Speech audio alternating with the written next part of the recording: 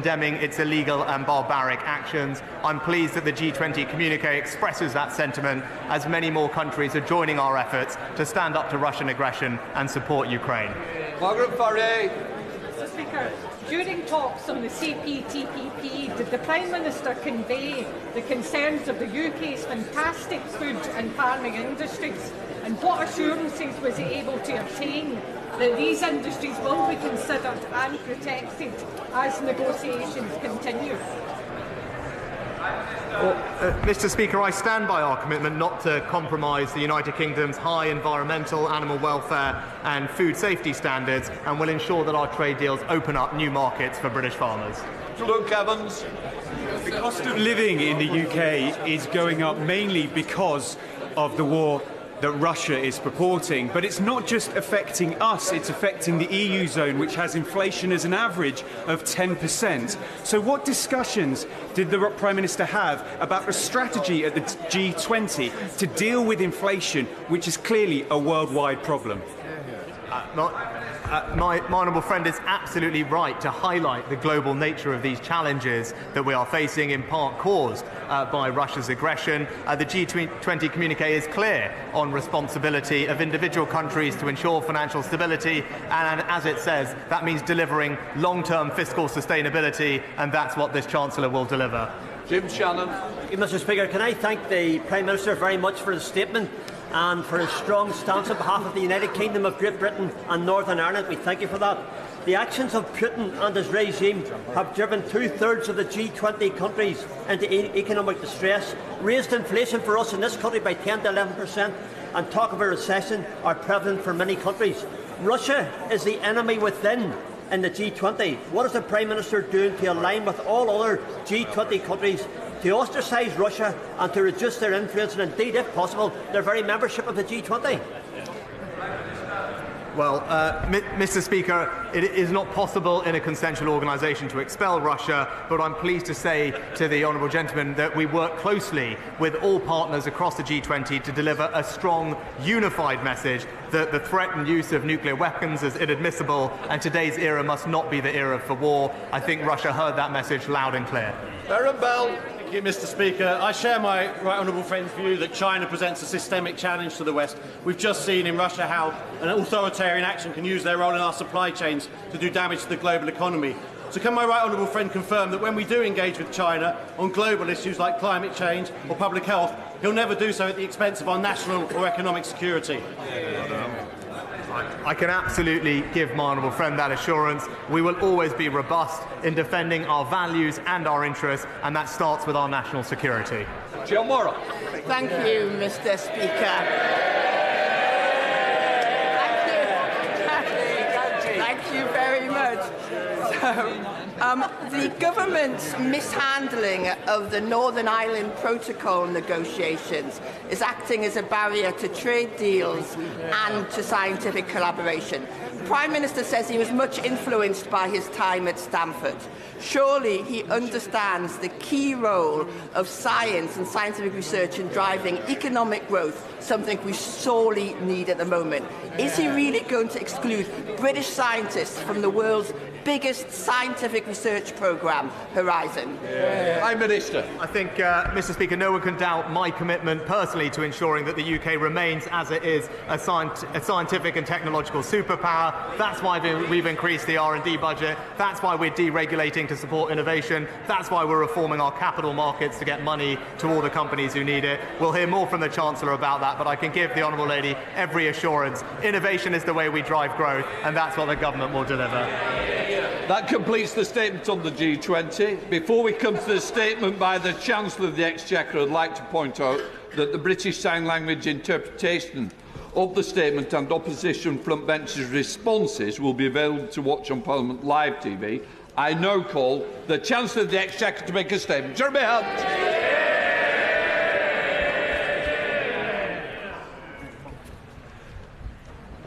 Mr. Speaker, in the face of unprecedented global headwinds, families, pensioners, businesses, teachers, nurses and many others are worried about the future.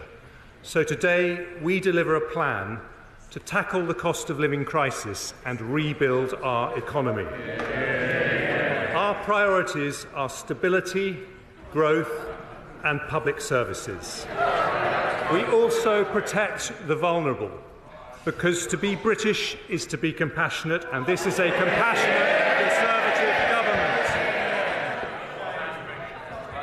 We are not alone in facing these problems, but today we respond to an international crisis with British values. We are honest about the challenges and we are fair in our solutions. Yes, we take difficult decisions to tackle inflation and keep mortgage rates down. But our plan also leads to a shallower downturn, lower energy bills, higher growth and a stronger NHS and education system.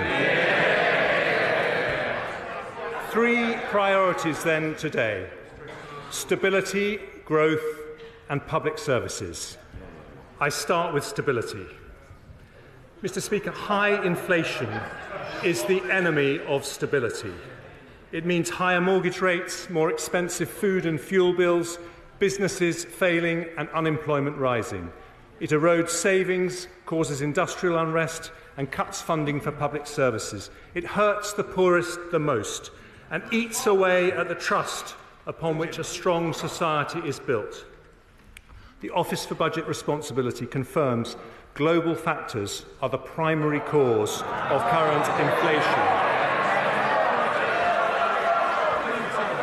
Most countries are still dealing with the fallout from a once-in-a-century pandemic. The furlough scheme, the vaccine rollout and the response of the NHS did our country proud, but they all have to be paid for. The lasting impact on supply chains has made goods more expensive and fuelled inflation, and this has been worsened by a made-in-Russia energy crisis. Putin's war in Ukraine has caused wholesale gas and electricity prices to rise to 8 times their historic average. Inflation is high here, but higher in Germany, the Netherlands and Italy. Interest rates have risen here, but faster in the US, Canada and New Zealand. Growth forecasts have fallen here, but fallen further in Germany.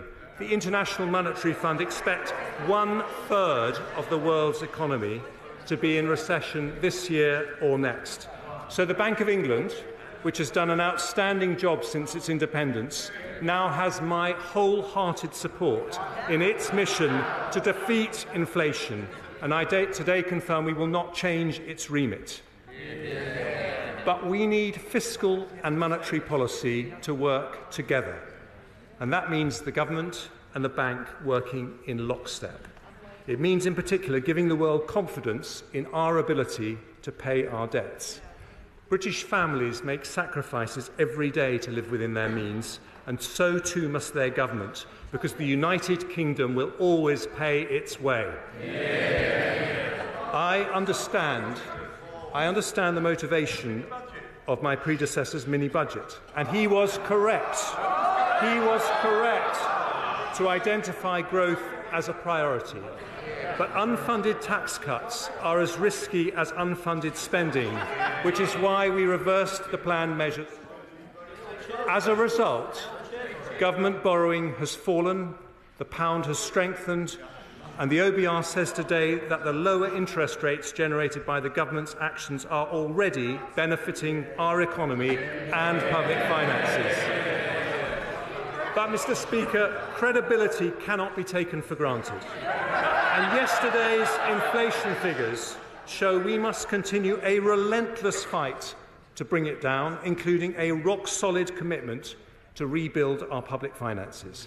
Richard Hughes and his team at the OBR today lay out starkly the impact of global headwinds on the UK economy, and I'm enormously grateful to him and his team for their thorough work.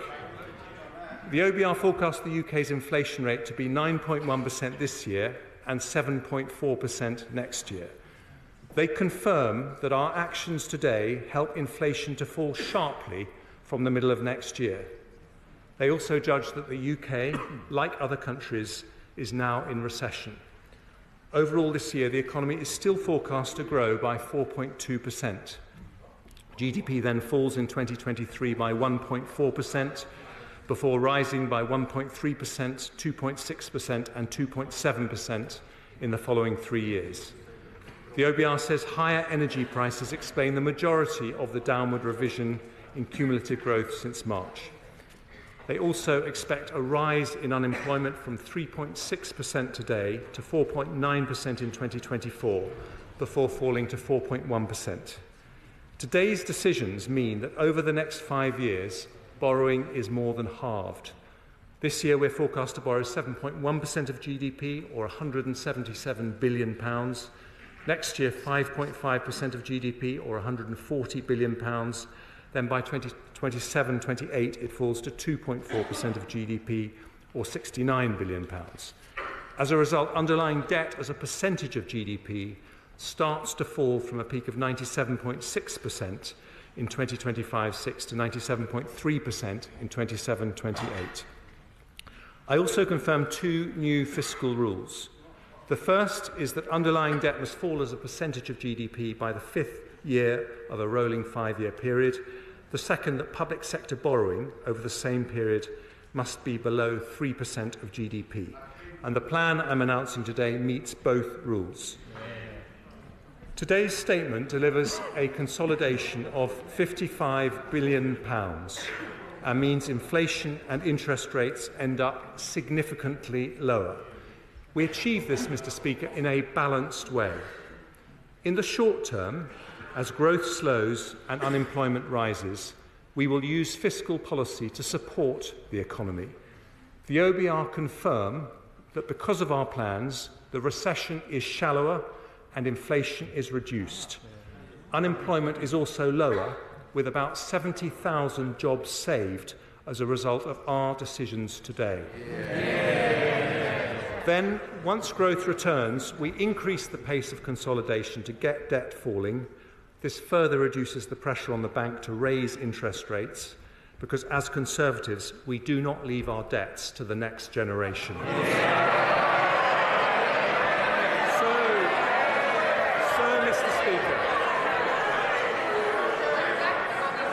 So, Mr. Speaker, this is a balanced path to stability, tackling inflation to reduce the cost of living and protect pensioner savings whilst supporting the economy on a path to growth.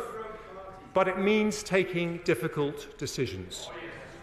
Anyone who says there are easy answers is not being straight with the British people. Some argue for spending cuts, but that would not be compatible with high-quality public services. Others say savings should be found by increasing taxes, but Conservatives know that high-tax economies damage enterprise and erode freedom. We want low taxes and sound money, but Conservatives know sound money has to come first, because inflation eats away at the pound in people's pockets even more insidiously than taxes. So with just under half of the £55 billion consolidation coming from tax and just over half from spending, this is a balanced plan for stability. I turn first to our decisions on tax. I have tried to be fair by following 2 broad principles. Firstly, we ask those with more to contribute more, and secondly, we avoid the tax rises that damage growth. Although my decisions today do lead to a substantial tax increase, we have not raised headline rates of taxation, and tax as a percentage of GDP will increase by just 1% over the next 5 years. I start with personal taxes. Asking more from those who have more means that the first difficult decision I take on tax is to reduce the threshold at which the 45p rate becomes payable from £150,000 to £125,140. Those earning £150,000 or more will pay just over £1,200 more in tax every year.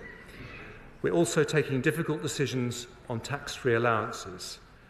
I'm maintaining at current levels the income tax personal allowance, higher rate threshold, main national insurance thresholds and the inheritance tax thresholds for a further 2 years, taking us to April 2028.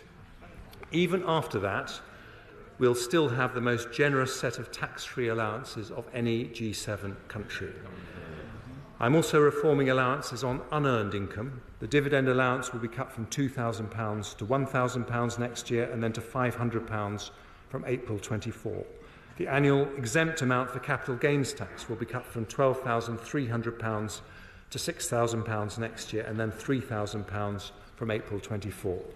These changes still leave us with more generous allowances than countries like Germany, Ireland, France and Canada. Because the OBR forecast half of all new vehicles will be electric by 2025, to make our motoring tax system fairer, I've decided that from then, electric vehicles will no longer be exempt from vehicle excise duty.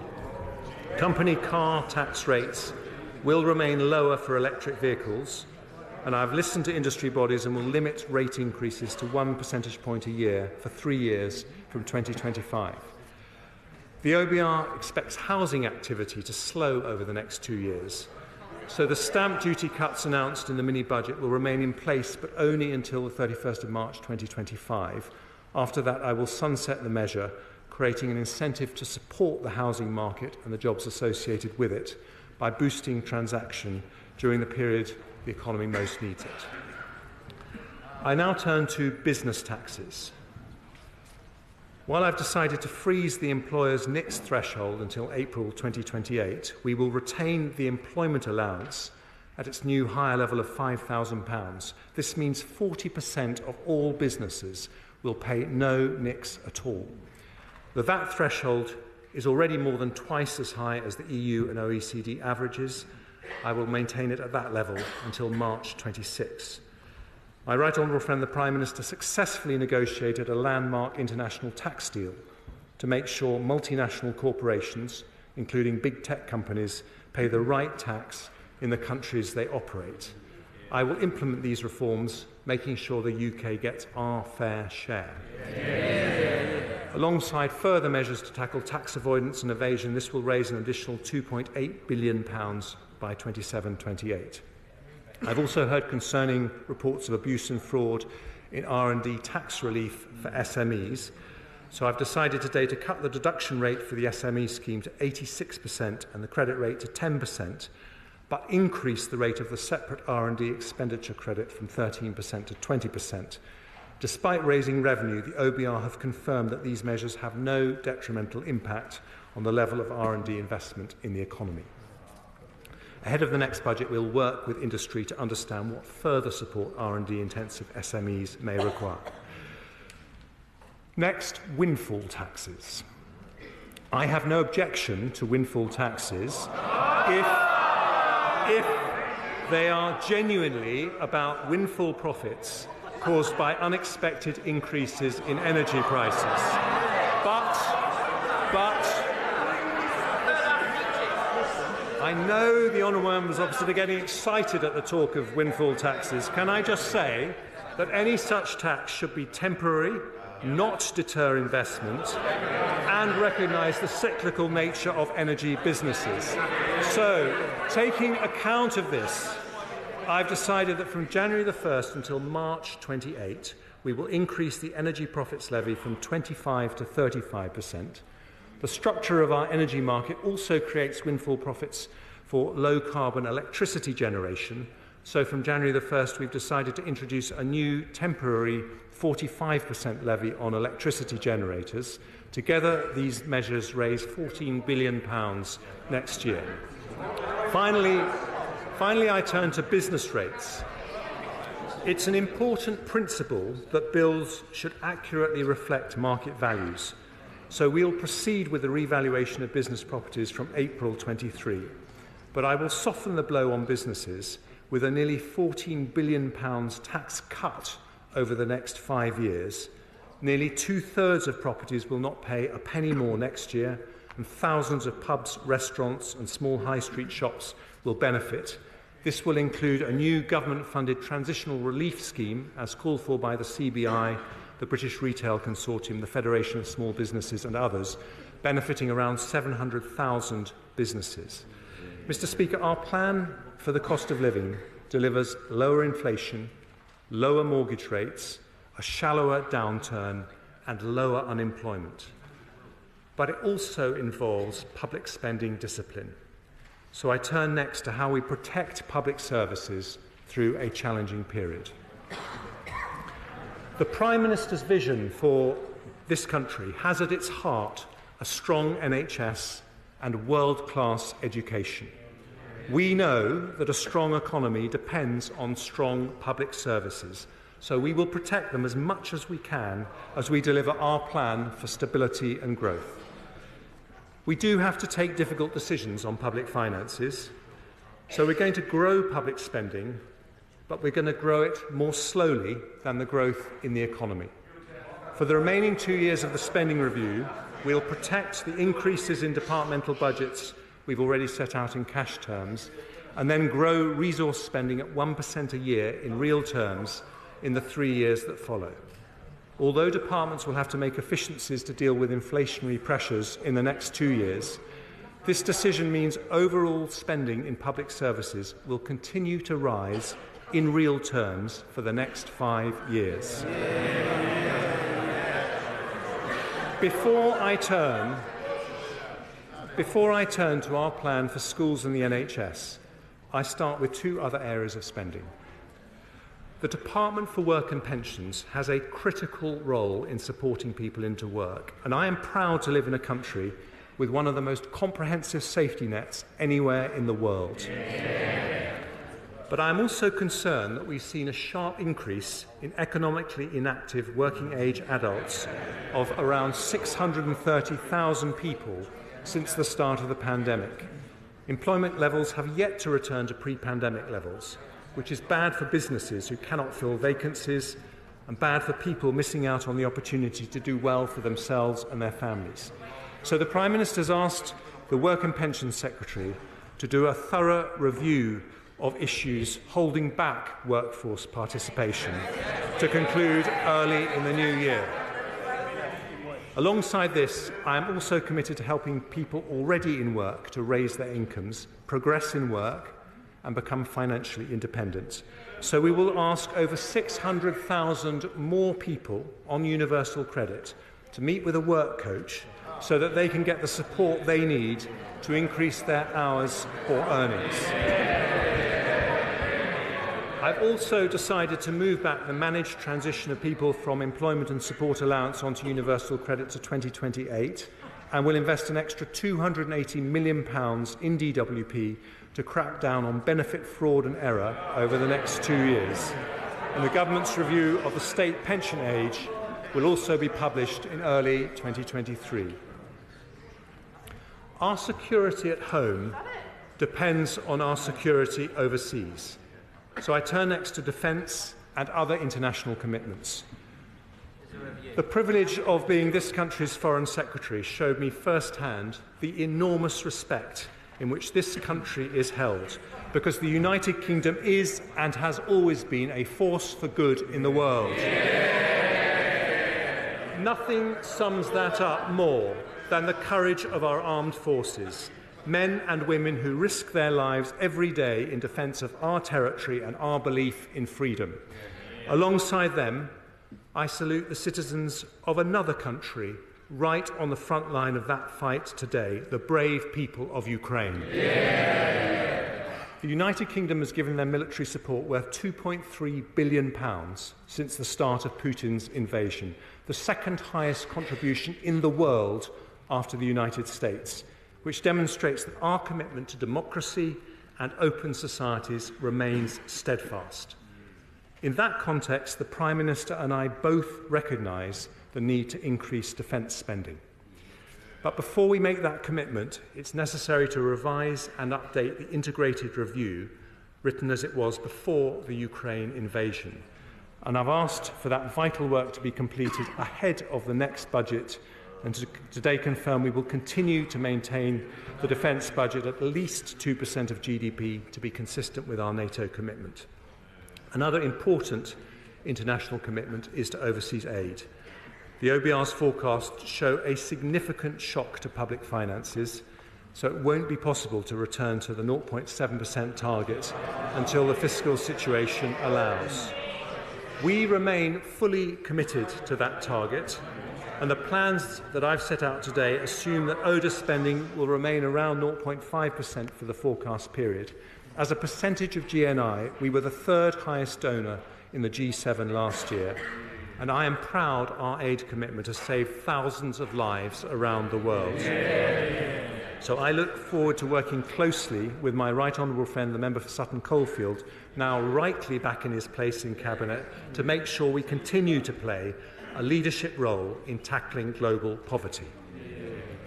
The United Kingdom has also been a global leader on climate change, cutting emissions by more than any other G20 country. But with the existential vulnerability we face, now would be the wrong time to step back from our international climate responsibilities. So I also confirm that despite the economic pressures, we remain fully committed to the historic Glasgow Climate Pact agreed at COP26, including a 68% reduction in our own emissions by 2030. I turn to education. Mr. Speaker, being pro-education is being pro-growth. But providing our children with a good education is not just an economic mission, it's a moral mission, one to which my right honourable friend the Prime Minister has always been deeply committed. Thanks to the efforts of successive Conservative education secretaries, particularly my right honourable friends from Surrey Heath and from Bognor Regis, we have risen 9 places in the global league tables for maths and reading in the last 7 years. I still, however, have concerns that not all school leavers get the skills they need for a modern economy. But for the first time ever, this country has a Conservative education secretary who left school at 16 to become an apprentice and knows firsthand why good skills matter. There are many important initiatives in place, but as Chancellor, I want to know the answer to one simple question. Will every young person leave the education system with the skills they would get in Japan, Germany or Switzerland? So I've appointed Sir Michael Barber to advise me and my right honourable friend, the Education Secretary, on the implementation of our skills reform programme. As we raise the skill levels of our school leavers, I want also to ensure that even in an economic crisis, the improvement in school standards continues to accelerate. Some have suggested putting VAT on independent school fees as a way of increasing core funding for schools, which would raise about £1.7 billion. But according to certain estimates, that would result in up to 90,000 children from the independent sector switching to state schools, giving with one hand only to take away with another.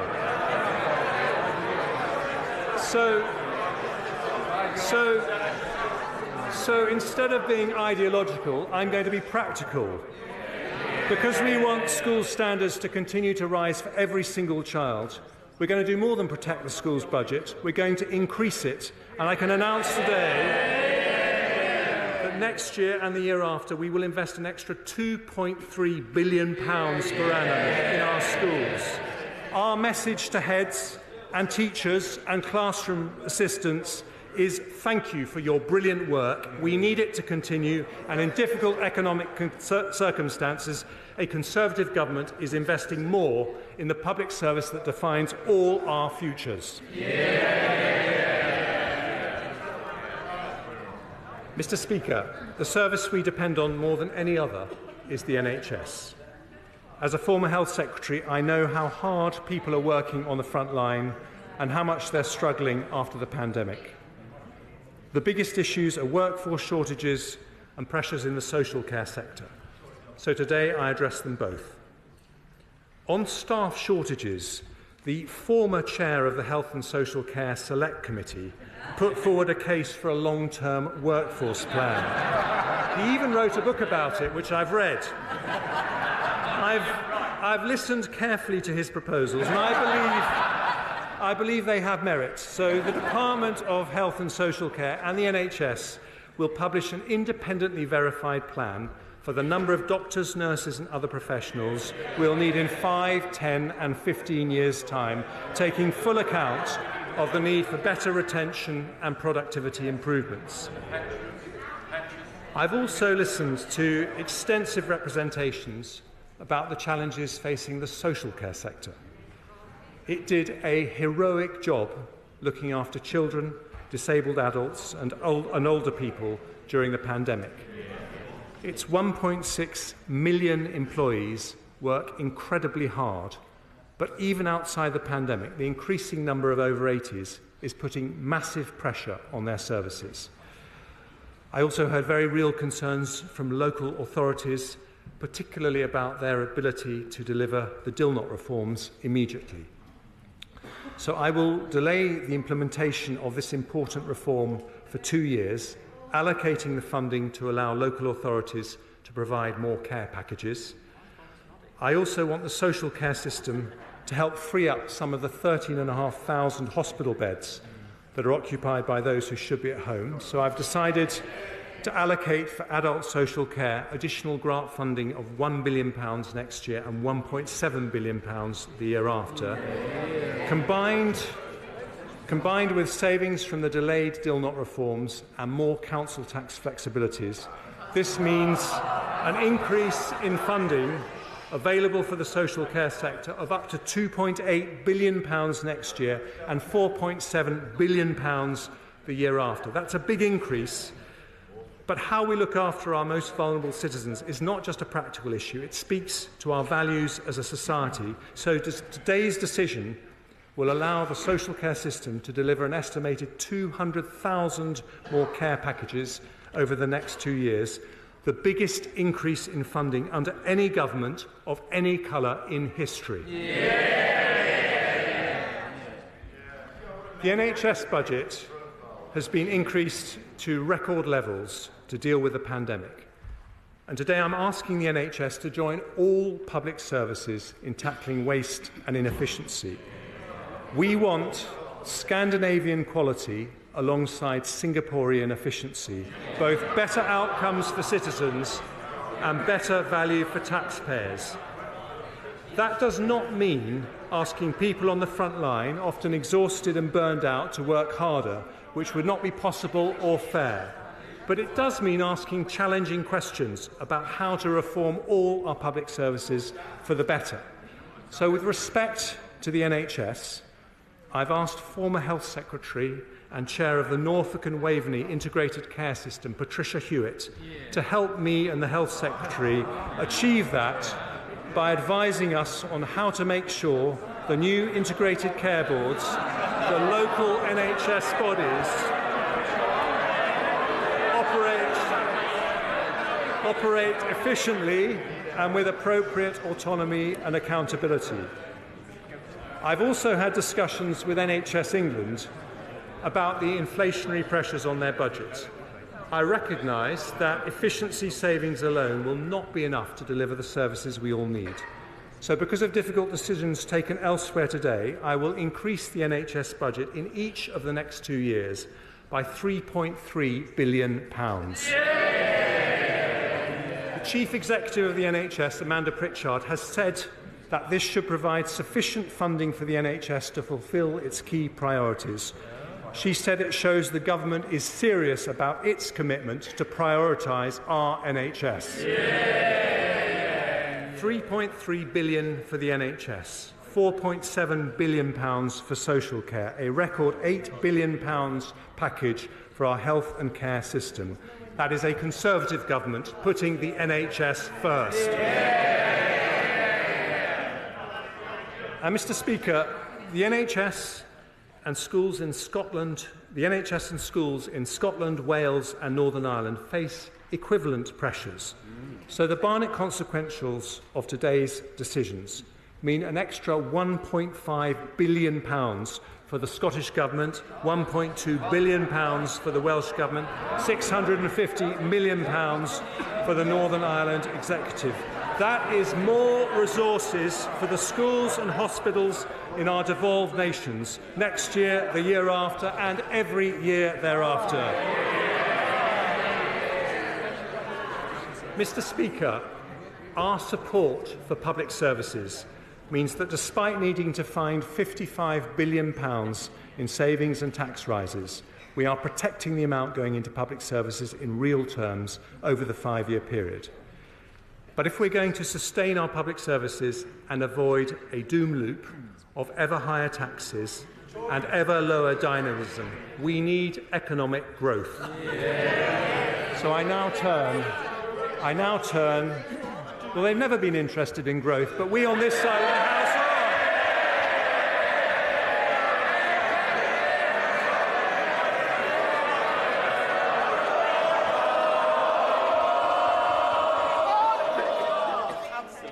I want to get to the end of the budget statement like the rest of the people of this country.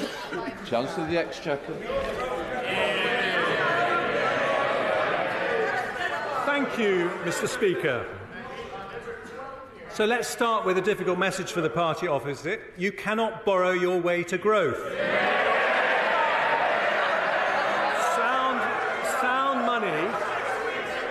Sound money is the rock. Sound money is the rock upon which long-term prosperity rests. But it isn't enough on its own. Our plan is designed to build a high-wage, high-skill economy that leads to long-term prosperity. In his May's lecture, my right honourable friend the Prime Minister identified the keys to doing this: people, capital and ideas. Today's increase in the education budget demonstrates our commitment to people and skills. And I now outline 3 further growth priorities: energy, infrastructure and innovation. Cheap, low-carbon, reliable energy must sit at the heart of any modern economy. But Putin's weaponisation of international gas prices has helped drive the cost of our national energy consumption right up.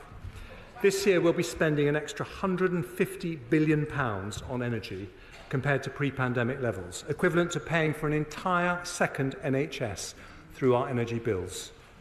In 2019, a third of global emissions came from energy supply. So unless we act radically to change our approach, we'll both bankrupt our economy and harm our planet. Over the long term, there's only one way to stop ourselves being at the mercy of international gas prices: energy independence combined with energy efficiency. Energy independence, so neither Putin nor anyone else can use energy to blackmail us, and energy efficiency to reduce demand and climate impact as much as possible. Now, Britain is a global leader in renewable energy. Last year, nearly 40% of our electricity came from offshore wind, solar and other renewables. Since 2010, our renewable energy production has grown faster than any other large country in Europe. But we need to go even further with a major acceleration of homegrown technologies like offshore wind, carbon capture and storage, and above all, nuclear.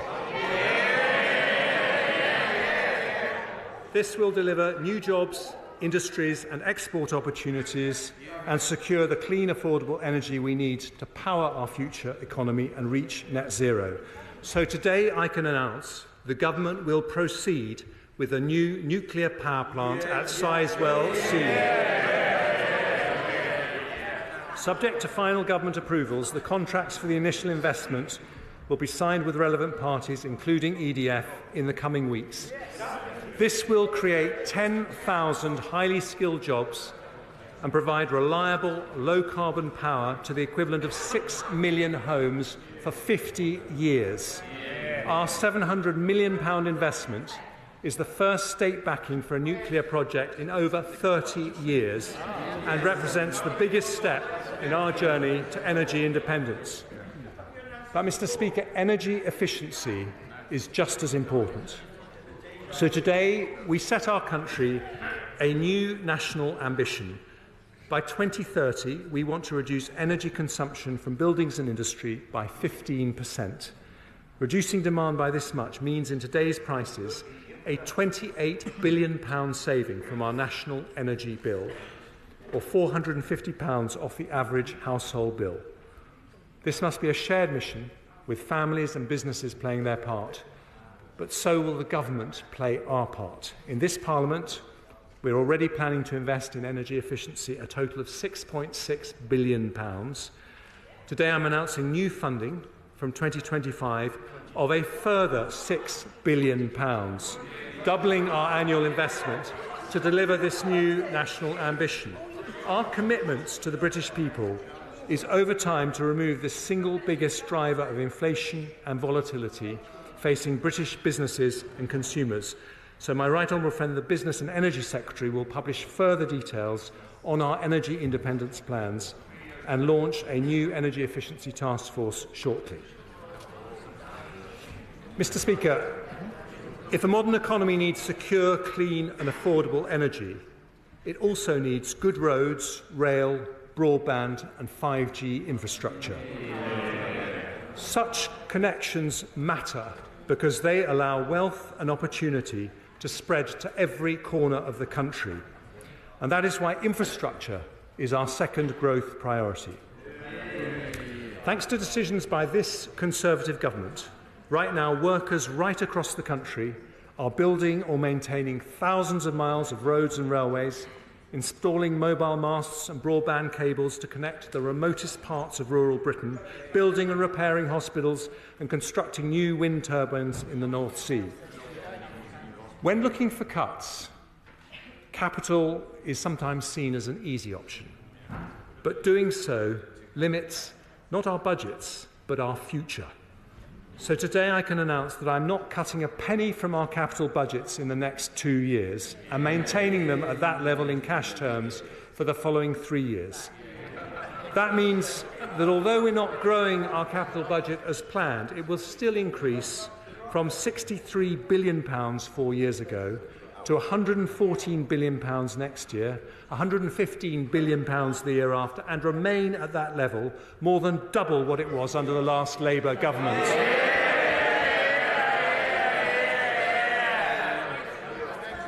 Smart countries build on their long-term commitments rather than discard them.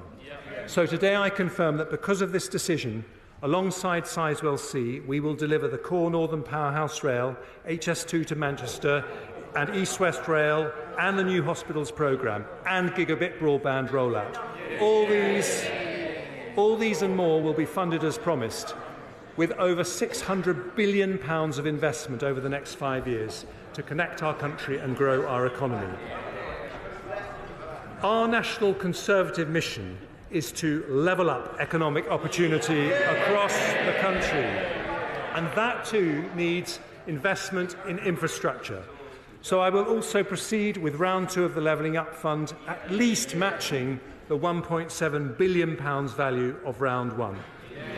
We'll also drive growth across the UK by working with the Scottish Government on the feasibility study for the A75, supporting the Advanced Technology Research Centre in Wales, and funding a trade and investment event in Northern Ireland next year.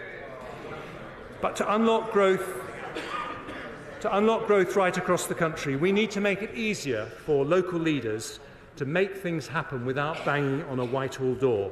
Our brilliant mayors, like Andy Street and Ben Houchin, have shown the power of civic entrepreneurship. We need more of this inspirational local leadership. So today I can announce a new devolution deal that will bring an elected mayor to Suffolk and deals to bring mayors to Cornwall, Norfolk and an area in the North East to follow shortly. We're also making progress towards trailblazer devolution deals with the Greater Manchester Combined Authority and West Midlands Combined Authority, and soon over half of England will be covered by devolution deals.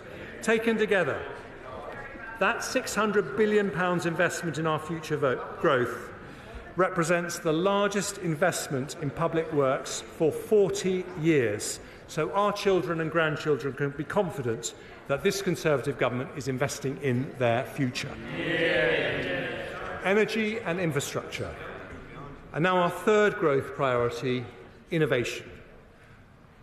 Mr. Speaker, we have a national genius for innovation. Britain is the land of Newton, Darwin, Fleming, Faraday, Franklin, Gilbert and Berners-Lee. the home of 3 of the world's top 10 universities, the country with the largest life science and technology sectors in Europe. Thanks to successive Conservative governments, we remain a science superpower. And I salute the work of the former Chancellor George Osborne, my right honourable friend from Tunbridge Wells, and my honourable friend the Science Minister and member for Mid Norfolk, for laying the vital foundations to make this possible. 21st century economies will be defined by new developments in artificial intelligence, quantum technologies and robotics. But we need to be better at turning world-class innovation into world-class companies. So as a former entrepreneur, I had to get that in somewhere, I want to combine our technology and science brilliance with our formidable financial services to turn Britain into the world's next Silicon Valley. Yeah. We learned from the success of Nigel Lawson's Big Bang in 1986 that smart regulatory reform can spur investment from all over the world. So today, using our Brexit freedoms, I confirm the next steps in our supply-side transformation. By the end of next year, we will decide and announce changes to EU regulations in our 5 growth industries: digital, life sciences, green industries, financial services and advanced manufacturing. And I've asked the Chief Scientific Officer, Sir Patrick Vallance, who did such a brilliant job in the pandemic, to lead our work on how to do this. The second lesson of Nigel Lawson's Big Bang is the most important driver of global success is not tax subsidies, but competition. So we will legislate to give the Digital Markets Unit new powers to challenge monopolies and increase the competitive pressure to innovate. To further spur competition, I've listened to requests from businesses, and today I'm removing import tariffs on over 100 goods used by UK businesses in their production processes, from car seat parts to bicycle frames. I'll also change our approach to investment zones, which will now focus on leveraging our research strengths by being centred on universities in left-behind areas to help build clusters for our new growth industries. My right honourable friend, the Levelling Up Secretary, will work with mayors, devolved administrations and local partners to achieve this, with the first decisions announced ahead of the spring budget. I've heard some speculation that we might cut the research and development budget today, but I believe that would be a profound mistake. In our 2017 manifesto, we announced a target to invest 2.4% of our GDP in R&D, and the latest ONS data suggests the UK is close to meeting that target. I want to go further, so today I protect our entire research budget and confirm that we'll increase public funding for R&E to 20 billion by 24-25 as part of our mission to make the United Kingdom a science superpower. And finally, Nigel Lawson's Big Bang inspires us today, but nearly 40 years on, we must stay true to its mission to make the UK the world's most innovative and competitive global financial centre. So to further support investment across our economy, I also announced that we're publishing our decision on Solvency II, which will unlock tens of billions of pounds of investment for our growth-enhancing industries. 3 priorities for growth: energy security, investment in infrastructure, and a plan to turn the United Kingdom into the world's next Silicon Valley, transforming British intellectual genius into British commercial success. But alongside British genius, we must remember another great national quality: British compassion. So this final part of our plan protects the most vulnerable, and it's to that I now turn. Mr. Speaker, strong public finances aren't just to make accountants happy. It's because we took difficult decisions in 2010 that we could afford record funding increases for the NHS, the landmark furlough scheme, and now the energy price guarantee. Today, the discipline that we've shown means we can provide targeted support to help our most vulnerable citizens with the cost of living. One of the biggest worries for families is energy bills. and I pay tribute to my predecessor, the Right Honourable Member for Spelthorne, and the former Prime Minister, the Right Honourable Member for South West Norfolk, for their leadership in this area. This winter, we will stick with their plan to spend £55 billion to help households and businesses with their energy bills, one of the largest support plans in Europe. From April, we'll continue the energy price guarantee for a further 12 months at a higher level of £3,000 per year for the average household. With prices forecast to remain elevated throughout next year, this will mean an average of £500 support for every household in the country. At the same time, for the most vulnerable, we'll introduce additional cost of living payments next year of £900 to households on means-tested benefits, £300 to pensioner households, and £150 for individuals on disability benefit. We'll also provide an additional £1 billion of funding to enable a further 12-month extension to the Household Support Fund, helping local authorities to assist those who might otherwise fall through the cracks. And for those households who use alternative fuels, such as heating oil and LPG to heat their homes, I'm today doubling the amount of support from £100 to £200, which will be delivered as soon as possible this winter. And before the end of the year, we'll also bring forward a new targeted approach to support businesses from next April. But I want to go further to support people most exposed to high inflation. Around 4 million families live in the social rented sector, almost 1/5 of households in England. Their rents are set at 1% above the September inflation rate, which means that on current plans, they're set to see rent hikes next year of up to 11%. For many, that would just be unaffordable. So today I can announce that this government will cap the increase in social rents to a maximum of 7% in 23-24. Compared to current plans, that is a saving for the average tenant of £200 next year. This government introduced, I thought they cared about the most vulnerable.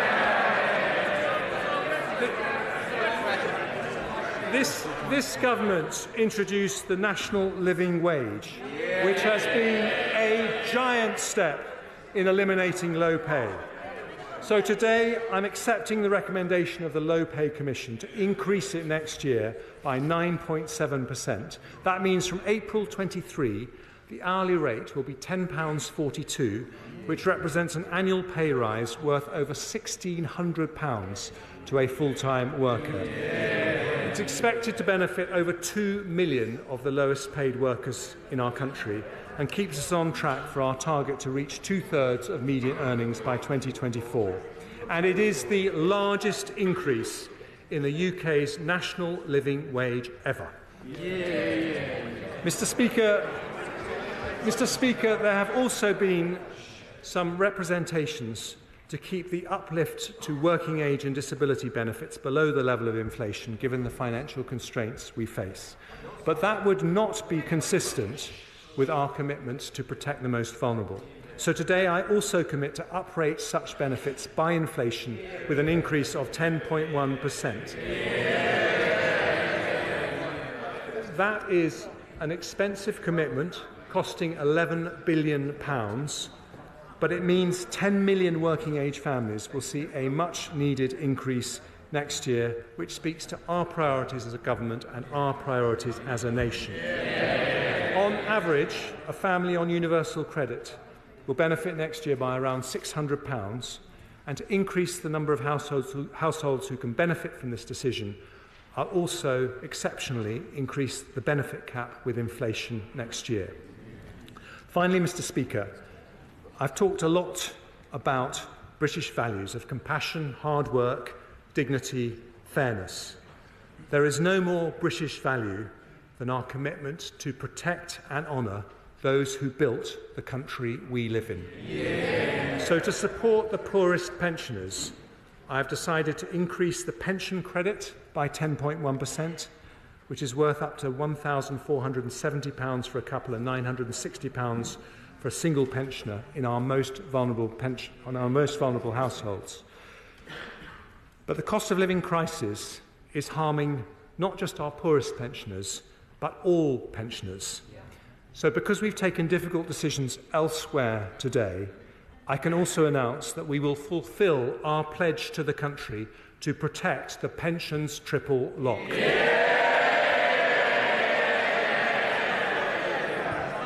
In April, the state pension will increase in line with inflation, an £870 increase, which represents the biggest ever increase in the state pension. And to the millions of pensioners who will benefit from this measure, I say now and always, this government is on your side. Mr. Speaker, there is a global energy crisis, a global inflation crisis, and a global economic crisis. But the British people are tough, inventive, and resourceful. We have risen to bigger challenges before. We aren't immune to these headwinds, but with this plan for stability, growth, and public services, we will face into the storm. There may be a recession made in Russia, but there is a recovery made in Britain.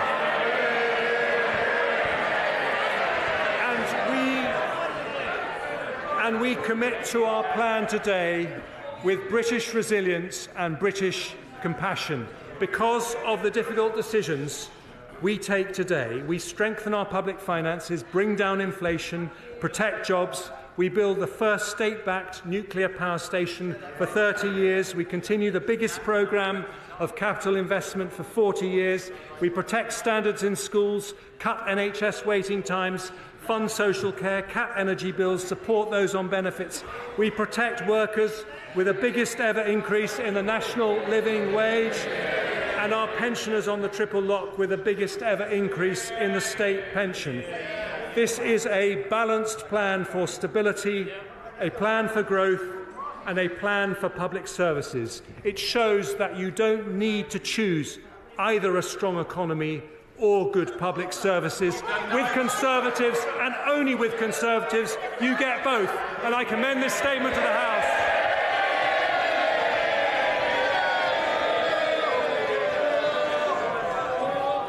I now call the Shadow Chancellor of the Exchequer, Rachel Reeves. Thank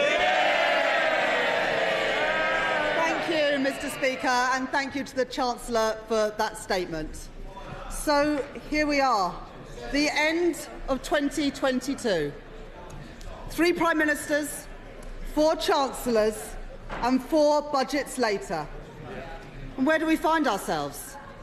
In a worse place than we started the year. Inflation spiralling, growth plunging, living standards falling. Mr. Speaker, Britain is a great country with fantastic strengths. But because of this government's mistakes, we are being held back. What people will be asking themselves at the next election is this: are me and my family better off with a Conservative government? And the answer is no.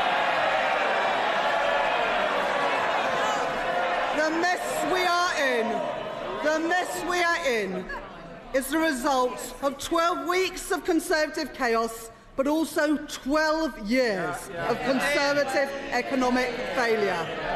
Growth dismal, investment down, wages squeezed, public services crumbling. And what does the Chancellor have to offer today? More of the same, with working people paying the price for his failure. The Chancellor should have come here today to ask for forgiveness. At the very least, he could have offered an apology. But no, instead he says that his predecessor was correct in his analysis at the mini-budget, the mini-budget that put our economy into freefall. All the country got today was an invoice for the economic carnage that this government has created. Never again can the Conservatives be seen as the party of economic competence. Now, it's been clear for weeks what they wanted to do. Step 1, blame global factors.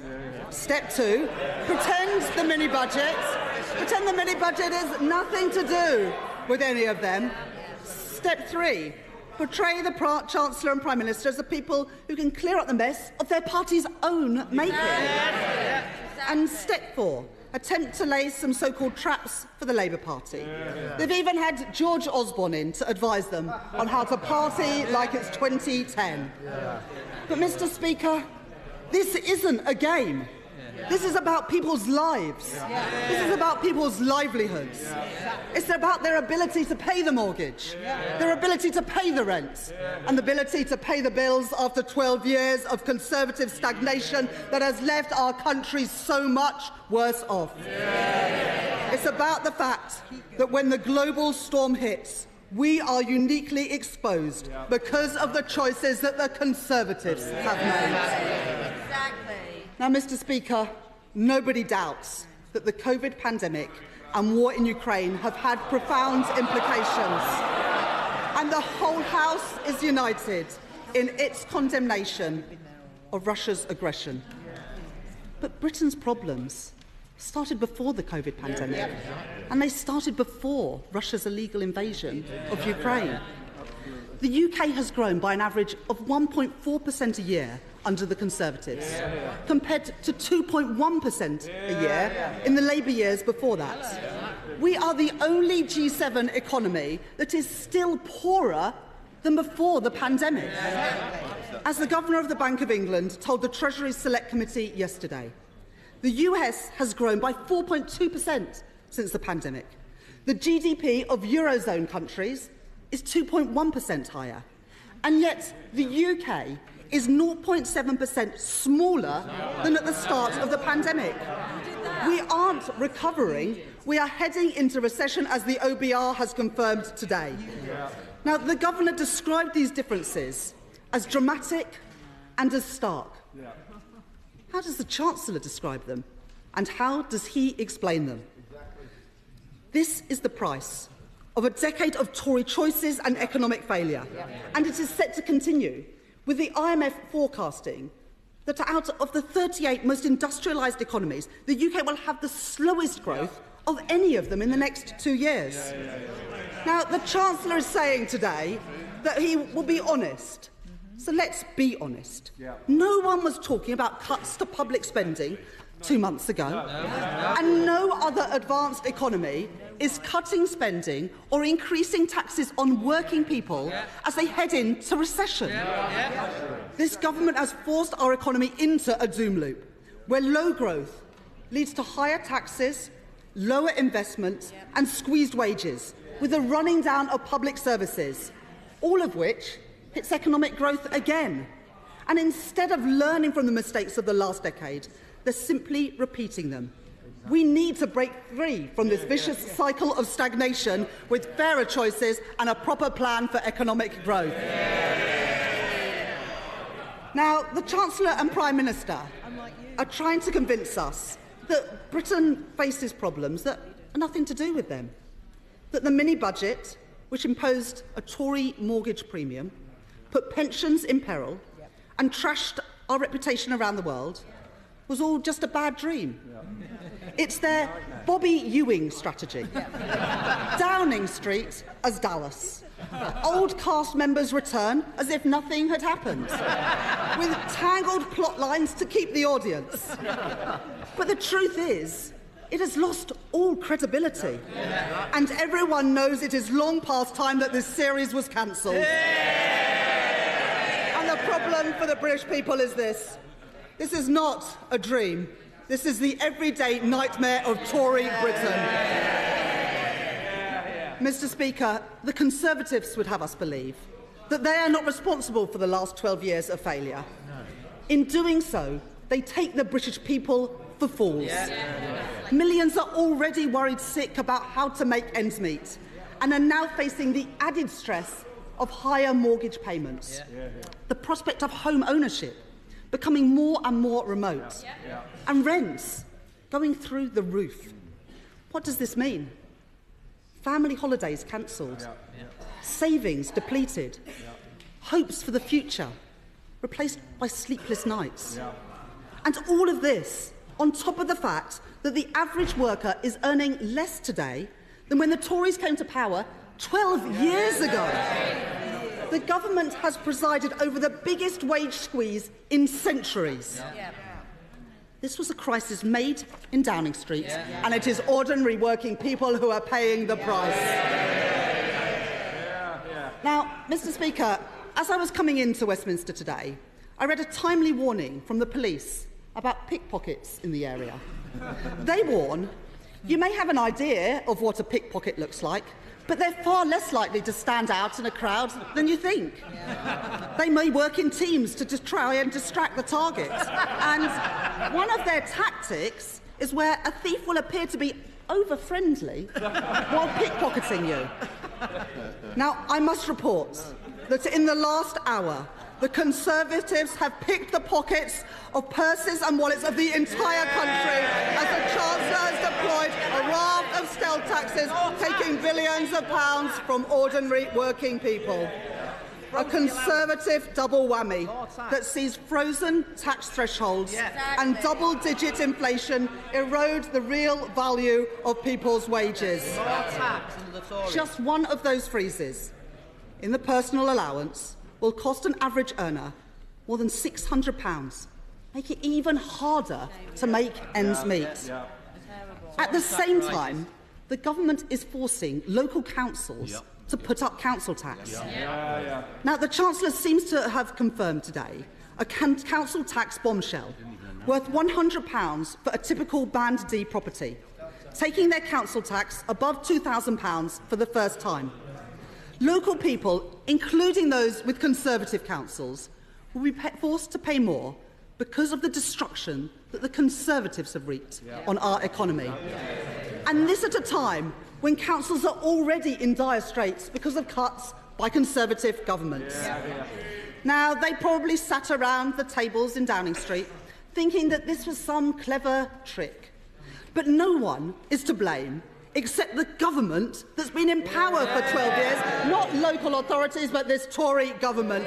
More taxes, more inflation, higher mortgages. And instead of tricks and stealth taxes, why don't they have a proper economic plan for Britain that puts working people at their heart? And why do they refuse to have a real industrial strategy that gives business certainty, unlocks investment, and means that Britain can once again lead the world in the industries of the future? Mr. Speaker, the Chancellor is trying to claim that this statement today is fair.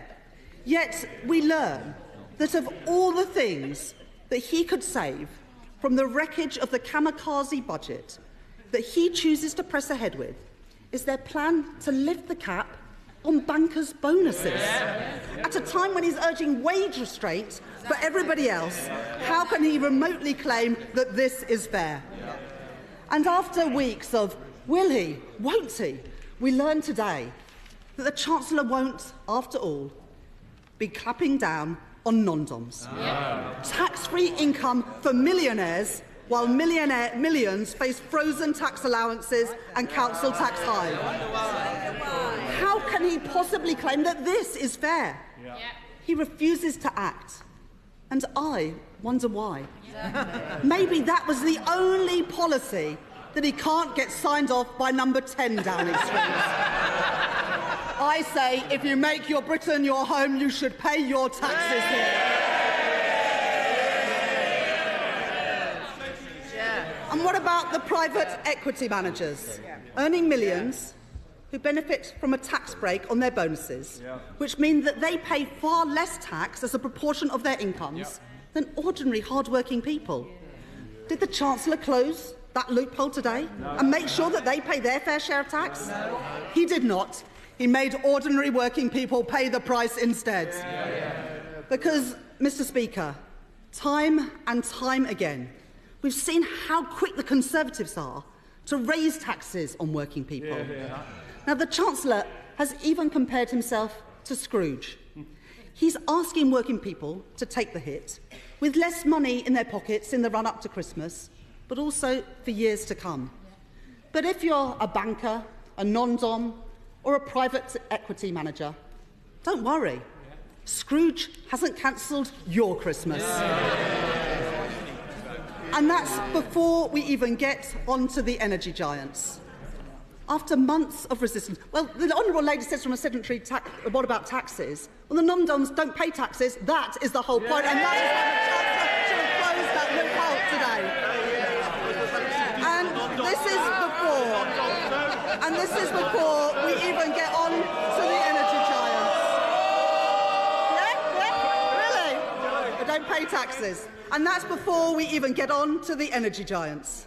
After months of resistance from this Prime Minister, the government has finally been dragged kicking and screaming to extend the windfall tax that Labour have been calling for since January. Yet they still leave billions of pounds on the table. Profits that are the windfalls of war.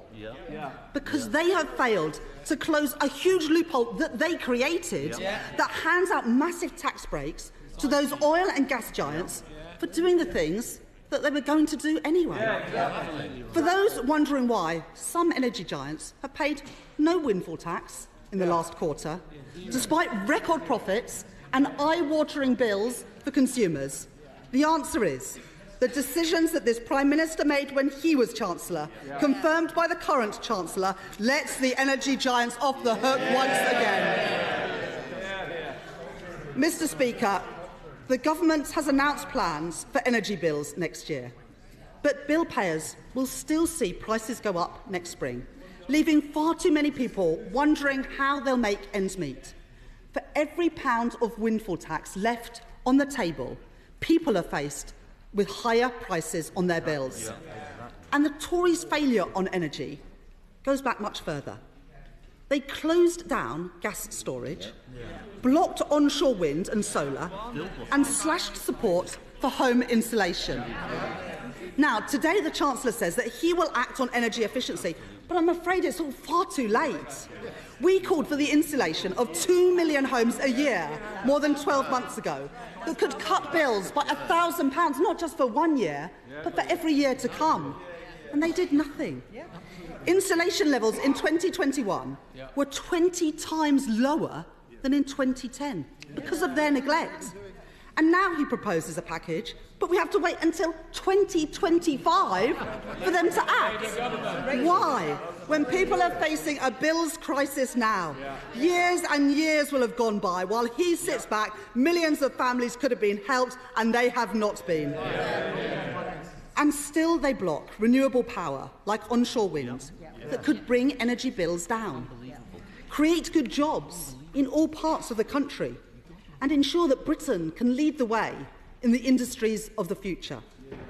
Clean power is the right solution to the energy price crisis, but yet again the Conservatives have failed.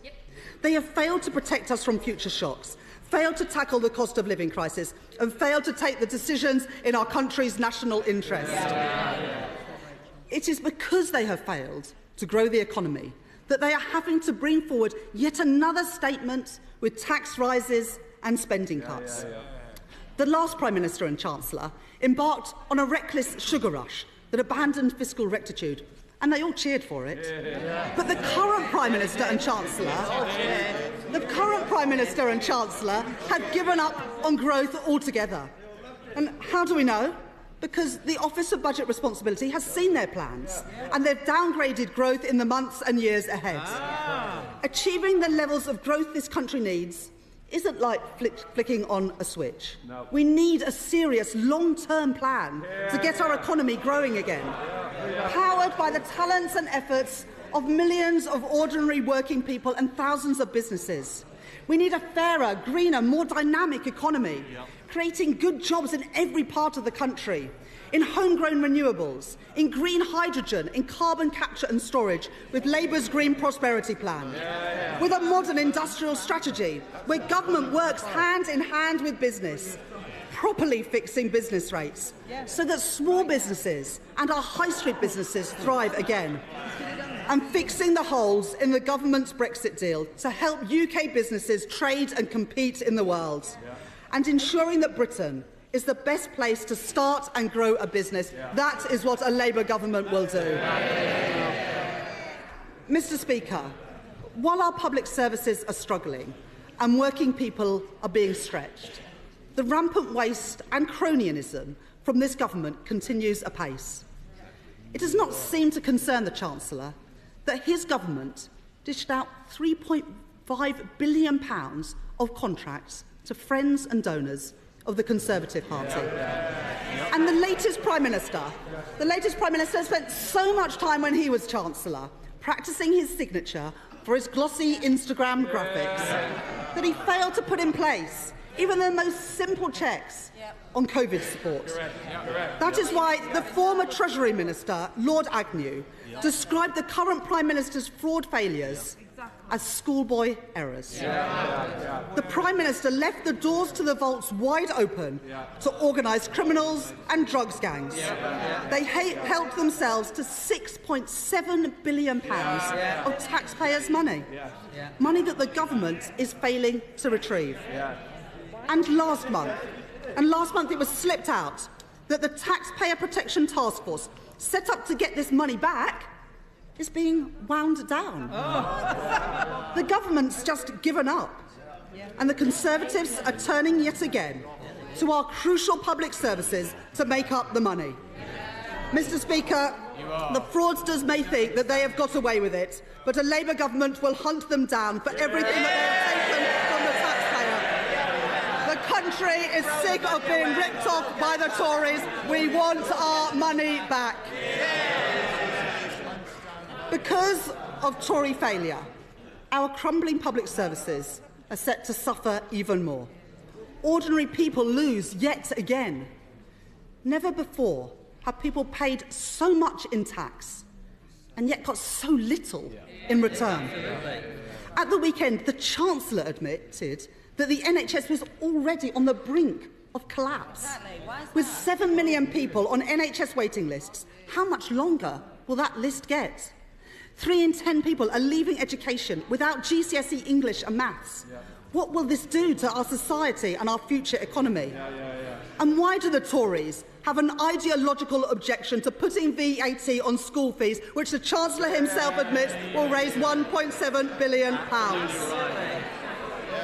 By their actions, it is clear the government does not value our public services or the contribution of those working in them. And what do we hear today? Reviews on schools and the NHS workforce, on social care and on waste. But what we need is action. The time for delivery is now, not time for more reviews. And now we hear from the Chancellor, who had previously said that one of his biggest regrets as Health Secretary was failing to fix social care. And today he has further delayed the government's much-promised social care cap. This is yet another broken promise after 12 years of Tory failure on social care. The Tories have trashed our public services, and the statement today is proof that they are doing nothing to turn that around. Mr. Speaker, the Conservatives have crushed our economy, given up on growth, and sent inflation through the roof. And as usual, it is ordinary working people who are paying the price. It is a familiar tune. Every mortgage they raise, every cut they make, every tax they hike, the Conservatives are costing you. And what have we heard today? Yet more excuses and unfair choices. They have failed to tackle the cost of living crisis. They have failed to show how they will fix our public services. They have failed to show how they will deliver growth. And they have no plan for the future of our country. And everything we have heard today, and after 12 long years of Tory failure, the conclusion that we must come to is that Britain can no longer afford a Conservative government.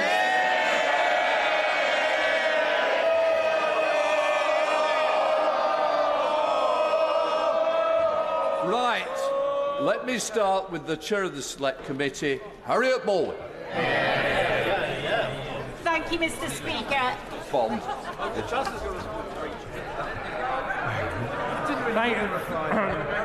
Thank you, Mr. Speaker. Today we've announced tax rises and spending cuts of £55 billion. We can debate the reasons, but to govern is to choose. And she didn't answer the simplest of questions. Does she back the need for a package of this size to bring down inflation? If Labour can't answer, they are not fit to govern. She says it's the government's fault. But with a made-in-Russia recession, a once-in-a-century pandemic, higher inflation in Europe, bigger cuts to growth in Germany, bigger interest rate hikes in America, to blame this on a mini-budget that was cancelled in 3 weeks is just not credible. Nor, Mr. Speaker, are her facts right. She said the government is making the recession worse. Well, today, the Independent Office for Budget Responsibility says we are making it shallower, saving 70,000 jobs. She says this is austerity 2.0, but in the 2010 Parliament, spending fell about 3% a year. In this Parliament, even in the next 2 years, it will rise 3% a year. £11 billion for the NHS and schools is not just more for our public services, it's massively more than she has ever promised. And then she talked about our record over 12 years, so let's do that. Growth higher than Germany, France, Italy or Japan. Lowest unemployment for nearly 50 years. Good or outstanding schools up by a quarter. 4 million more patients in good or outstanding hospitals. In other words, growth up, employment up, school standards up, NHS funding up. And because she won't back this package, the British people today know that under Labour, it's inflation worse, cost of living worse, unemployment worse, competitiveness worse. If we want stability, growth and funding for public services, the choice is plan or no plan. We have a plan. Where's hers?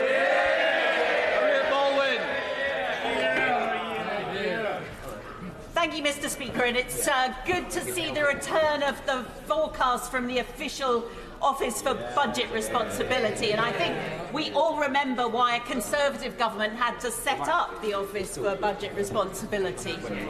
We'll have them in front of our committee next Tuesday and we can question the underlying assumptions of the forecast. I welcome the fact that the Chancellor confirmed today that his announcements go with the grain of what the Bank of England is trying to do in bringing down inflation. That surely is the most important economic challenge for our country at the moment. But could I ask the Chancellor if he could elaborate a bit more on his thinking? He's tasked the Work and Pensions Secretary with helping those back into work who have left the workforce. And he's announced very welcome support for those on the welfare system of £900 next year. Can he talk us through his thinking in terms of some of those cliff edges and incentives to work? Well, can I welcome my honourable friend to her chairmanship of the Select Committee? I know she'll do a brilliant job. And she makes a very important point. First of all, it is essential that we work hand in glove with the Bank of England to bring down inflation. And today the OBR confirmed that inflation is lower because of the decisions that we take. And she's absolutely right to focus on the worrying increase in the economically inactive. That is not just causing supply chain problems for businesses, but it's also driving inflation. And that's why we're lucky we've got an excellent Work and Pensions Secretary who is going to make this his top priority in the work that he's doing for the Prime Minister, and he will bring his conclusions to this House as soon as possible. SNP spokesperson Alison Poole. Thank you, Mr. Speaker. The current Chancellor comes here today as the 7th Chancellor in 7 years, a mere 55 days after the last Chancellor came to this House to present his chaotic mini-budget. His predecessor managed to crash the economy in 26 minutes, but this Chancellor has spent the past 53 minutes trying to patch up those mistakes. The reality is that we will be all living with the disastrous consequences of Trussonomics for some time to come. He's brought forward new targets because he's failing to meet the old ones, and his difficult choices are of nothing compared to what many of our constituents face. The Tories spent the summer squabbling in a leadership contest when they should have been preparing for this difficult winter ahead. And now the UK is £30 billion worse off because of the incompetence of the Conservative Party. Scotland is paying a heavy price indeed for being in this union. And now we see the Tories attempting to cut their way out of a recession. It will not work. Public sector workers deserve a proper pay rise to face the cost of living crisis the Tories have created. And the Scottish Government doesn't have the flexibility this Chancellor has to borrow or to make changes in year. Their existing budgets have already been squeezed and reprioritised, and there is nothing left to cut. Now, the Chancellor says that Scotland will get £1.5 billion in Barnett consequentials, but yet the Scottish Government's budget is worth £1.7 billion less than when it was introduced last December. So Scotland is being shortchanged yet again. So will he listen carefully to what John Swinney has actually asked for and provide the funding that Scotland deserves? The Chancellor is proposing fiscal tightening on a scale not seen since George Osborne, and we are still living with the very real consequences of those poverty-inducing policies. The two-child limit, the rape clause, the brutal benefit sanctions. Glasgow Centre for Population Health have been clear that the previous round of Tory austerity caused 330,000 excess deaths. More of the same from this Chancellor is a price society cannot afford. Restoring the triple lock and uprating benefits by inflation is not some victory to be celebrated. Bernardos have described it as a minimum first step. And the rate of inflation announced by the Chancellor is not the actual rate of inflation now, nor perhaps will it be the rate of inflation by the time this comes into force. They are not keeping step with the cost of living again. Any compassionate government with an ounce of humanity would not have to be dragged here to make such a decision. He talks about uprating the benefit cap. He should scrap the benefit cap.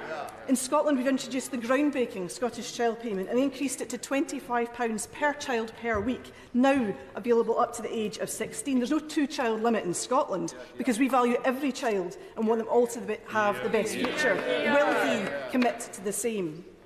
The Chancellor mentioned nothing in his statement for those struggling on no recourse to public funds. Nothing either for asylum seekers trying to survive on just £40 a week. Will he increase that support, or better yet, will he allow them to work and to contribute, as so many want to do?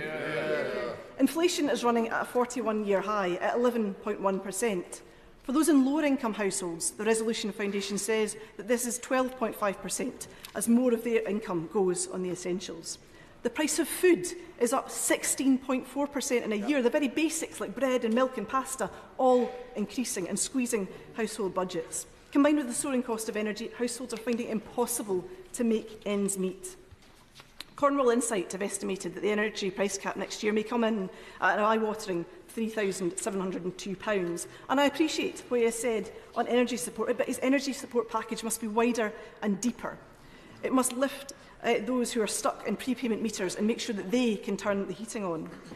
Will he listen to National Energy Action, who are calling for a targeted energy price guarantee similar to a social tariff set at £1,500 annually until October 2024? They say all households and mean-tested benefits and disability benefits, those in receipt of attendance allowance and carers allowance, it should be going to people who are living in less than two-thirds of the medium household income and targeted to people living in areas of multiple deprivation. We all know that energy bills are not going to be reducing anytime soon, and the Chancellor must ensure that people get the help that they need to stay safe and warm. Insulation schemes should have happened already. The UK Government cut dramatically back on schemes while the Scottish Government invested. Over 100,000 homes in Scotland have been made more energy efficient, while the UK Government have ignored the problem. And now they say today, wait until 2025. It's not even jam tomorrow, it's huddle under a blanket for 3 years until we get to you. It's absolutely ludicrous.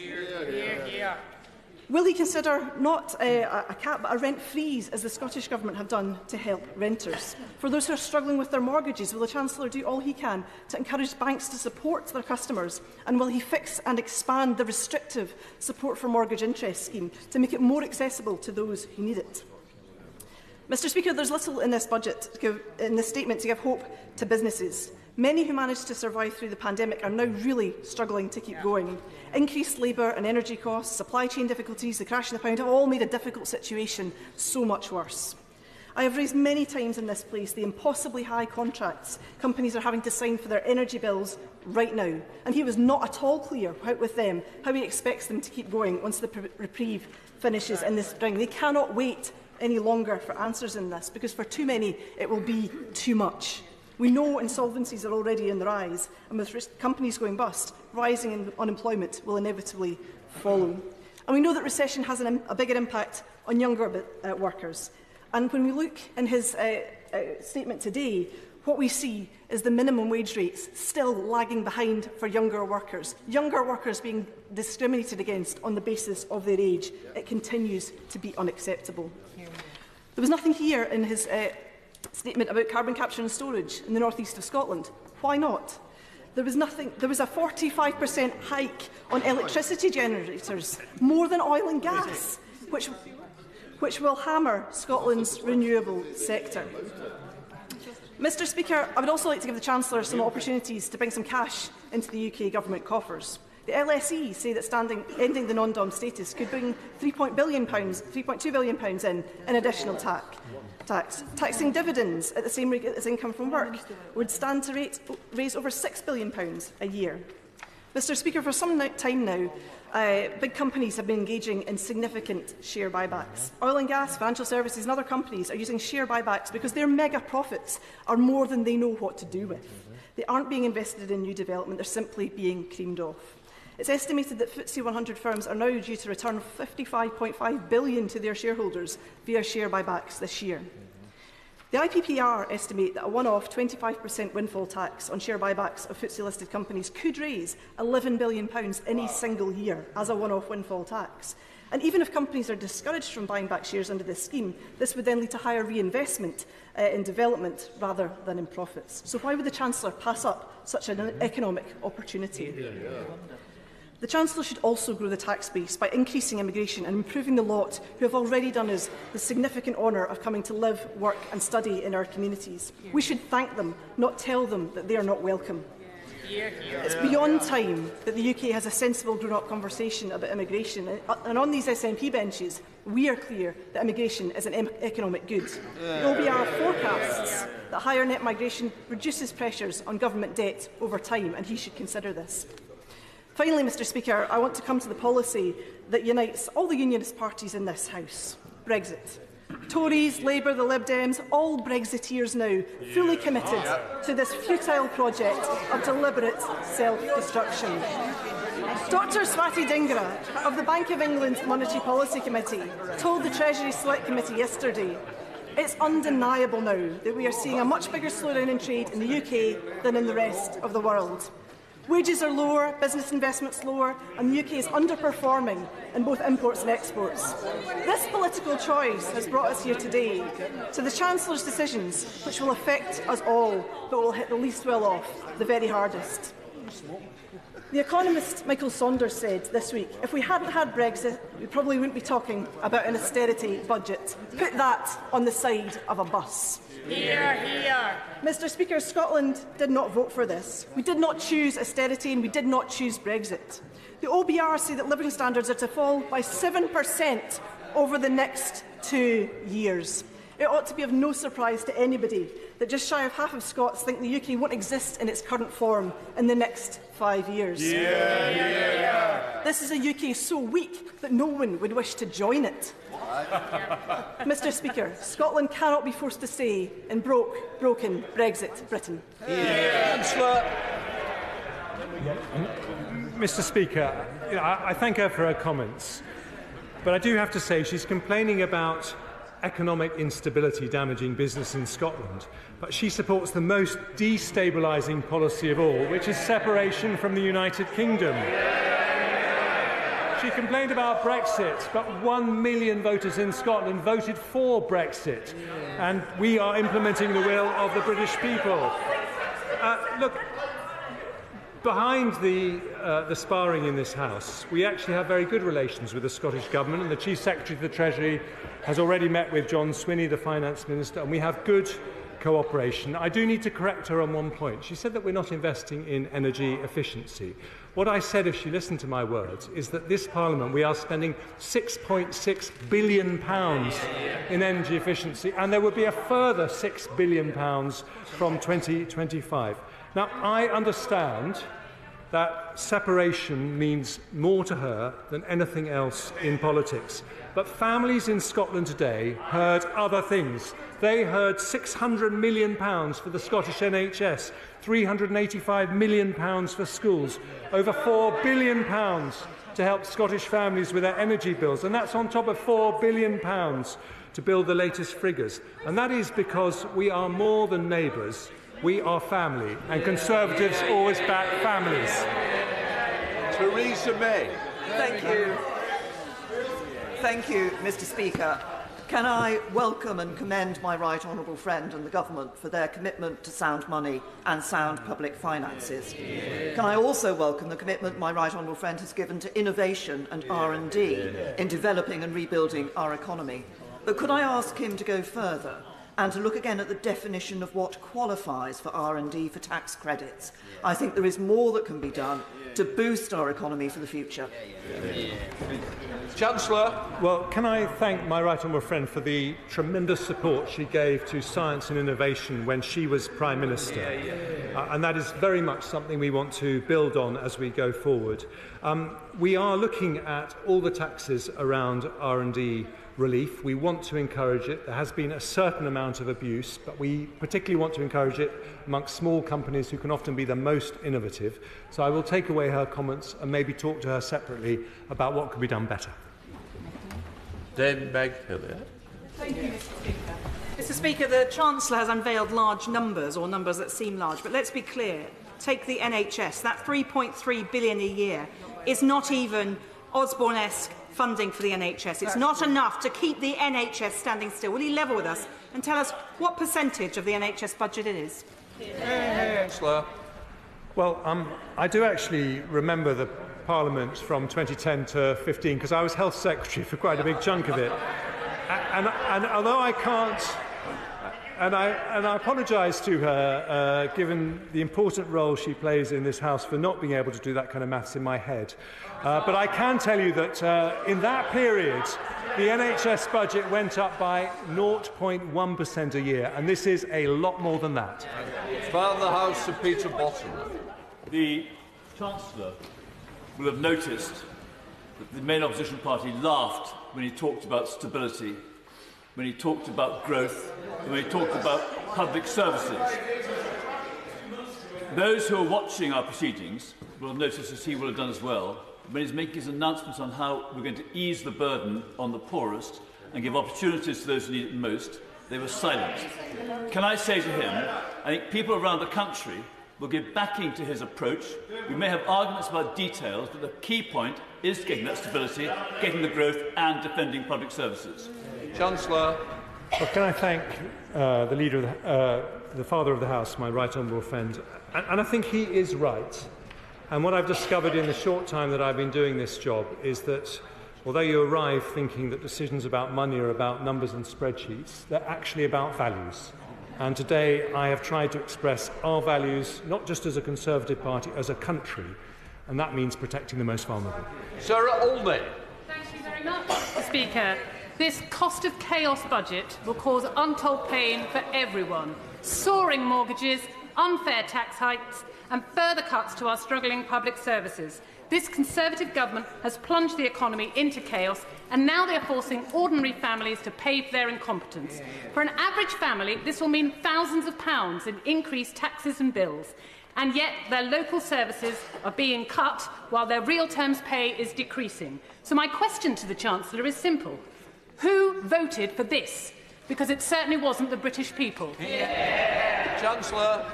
I think she must have written her speech before actually listening to what I said, because when she talked about soaring mortgages, she might have heard the OBR confirm today that because of the decisions we've taken, inflation will be lower, and that means less pressure on interest rates and less pressure on mortgages.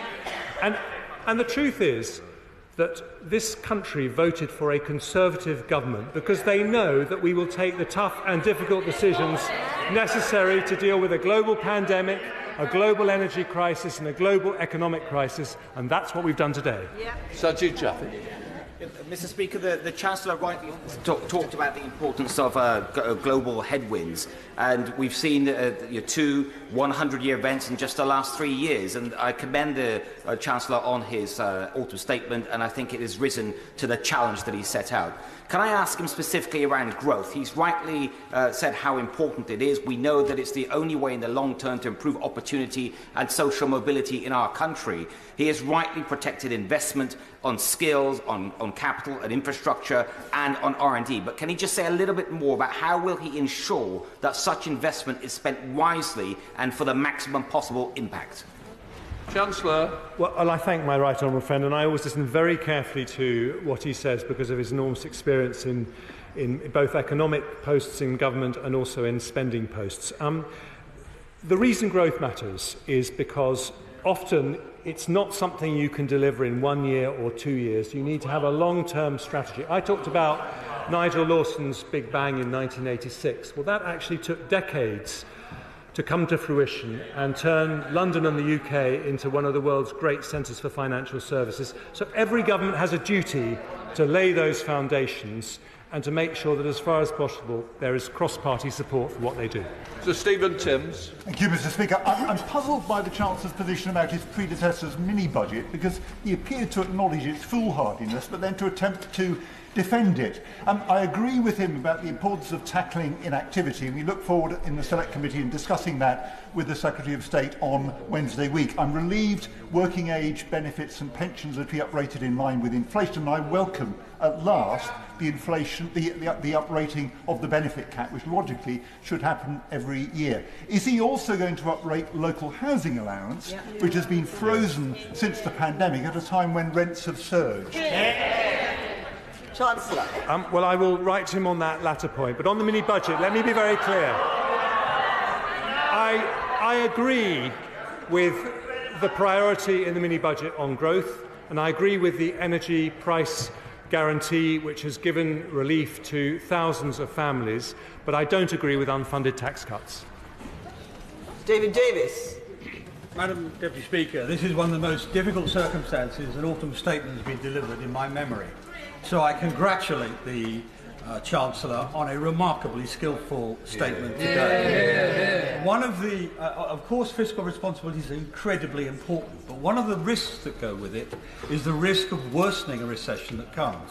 So it's particularly important that on small businesses, on investment, on innovation, he came up with a radical new agenda for growth. And can I ask him that when he comes to deliver his budget in the spring, after hopefully gas prices have stabilised and financial markets have stabilised, he reinforces that agenda for growth? Chancellor. Well, my right honourable friend always speaks wisely on these issues, and I think that if we are going to go to the British people as a party that can deliver a plan for our economy, they need to see that we've made progress in the growth agenda. They need to see where this country is going to excel, not just in the next 2 years, but in the next 20, 30, 40 years. And I think that they will reward the party that demonstrates it understands how to do that, and that's what we do know. Margaret Hodge. Thank you, Madam Deputy Speaker. The Chancellor claimed in his statement that he was being fair and protecting the vulnerable. I think those claims were false, and his measures simply entrench inequality. Freezing income tax bans hurts low earners much more than high earners. And the real terms cuts of in public services hits the poorest and the most vulnerable.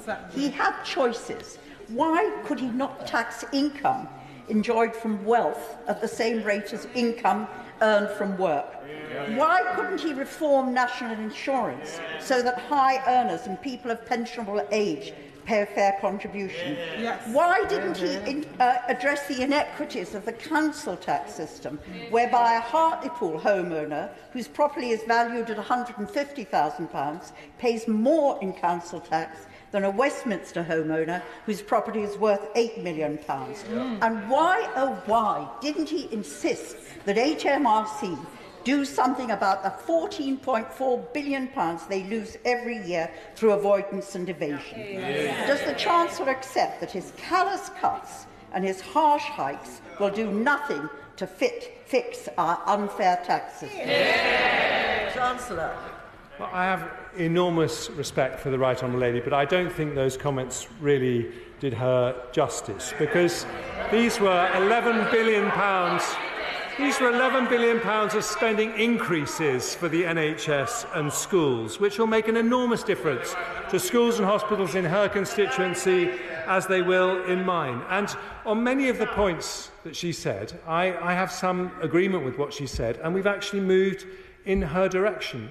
On wealth taxes, for example, this is, I think, the biggest ever fall in the capital gains tax allowance. It's a very big change.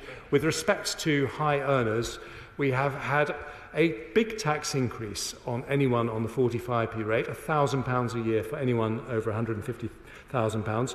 And we are publishing distributional analysis that shows the impact of all these decisions, and they show that the biggest gainers are people with low incomes. Dame Andrea Leadsom. Thank you, Madam Deputy Speaker. I congratulate my right honourable friend on walking a very careful tightrope. I think it is a positive budget statement he's made today. But can I ask him to look at energy in particular from the perspective of every family, where individual families need to reduce their own energy bills and also reduce their own energy usage? There is so much that can be done that I would commend to him from the 1922 committee work that was done to look at how individuals can do things like putting a timer on their Economy 7 boiler. They can reduce the temperature of their hot water, things that families could do for themselves. And the Chancellor could, of course, require energy suppliers to do much more to go house to house to help people who are really struggling this winter. Chancellor. Well, as ever, she speaks very wisely. And it was a long statement today. I didn't have time to go into the details, but my right honourable friend, the Business Secretary, will be announcing a plan very much along the lines that she says. It's a kind of new contract with families up and down the country. We are giving £106 billion of support to bring down energy bills this year and next. We are helping people, but we're also saying that we need you to also do things to help improve energy efficiency, and that's why this national plan to reduce energy efficiency by 15% is so important, and we are asking people to help themselves by taking the kind of measures that she says, so that when we aren't able to offer sustained support, people's energy bills are lower. Oh my goodness. Here's a surprise. Chris Bryant. That was a bit of a surprise, Madam Deputy Speaker. Don't think you carried the House there. Look, this is really grim. Public finance is in a really difficult situation, and even more importantly, the OBR figures show that disposable income for households will fall after what he's done today by 7% over the next 2 years. That is will he confirm that that is the biggest fall in our history? That is families not being able to afford things, isn't it? Yeah. That is, in the end, at the doorstep of number 10, isn't it? Yeah. Well, the first part of what he said is broadly correct. There is going to be a very big fall. But would you like me to answer the question or not? There is going to be a big fall in disposable income, but what the OBR say is the measures that I took today mitigates that, reducing the effect by around 25%, and that is very important. But what I would say to him is that to say that somehow this is nothing to do with a global pandemic, with a war in Ukraine. Yes, you said it was made in number 10, at the doorstep of number 10. That's what he said, Madam Deputy Speaker. I think that is to ignore reality staring him in the face. Philip Dunn. But I congratulate my right honourable friend on exceptionally skillful both delivery and content of his statement today. And could I particularly point to the work that he was just touching on in response to my right honourable friend's question about energy efficiency. He has today set an interim target to reduce energy demand in this country by 15% by 2028. The first time that we've done that, as far as my committee is aware, plugging a gap in the energy security strategy, which didn't address reducing demand? And could I urge him, when in his discussions with the base secretary, that when designing the work of the Energy Efficiency Task Force, they engage with the industry that's got to deliver this reduction, which unfortunately neither Treasury nor his predecessors in the base department have done adequately in the previous schemes, to make sure that we have a scheme that will endure and will actually work and deliver the reductions at household level. Chancellor. Well, my honourable friend understands this extremely well and has done very good work with his committee. And I would just say that this is a national ambition, which means that the government and every family in the country need to work together to reduce our national energy bill by tens of billions of pounds, to meet our climate change commitments, and to reduce the average bill in this country at today's prices by nearly £500. So it is really worth doing, and we're putting our money where our mouth is with billions of pounds more investment. Ben Lake. The Chancellor rightly acknowledged that inflationary pressure on the budgets of public services is severe, and as its impact on the delivery of key services. He announced an additional £1.2 billion for the budget of the Welsh Government today. Could he explain whether this increase is a real terms increase to the budget, and if not, how does he expect budgets in Wales to meet up with the rising cost of living? Hear, hear. Chancellor.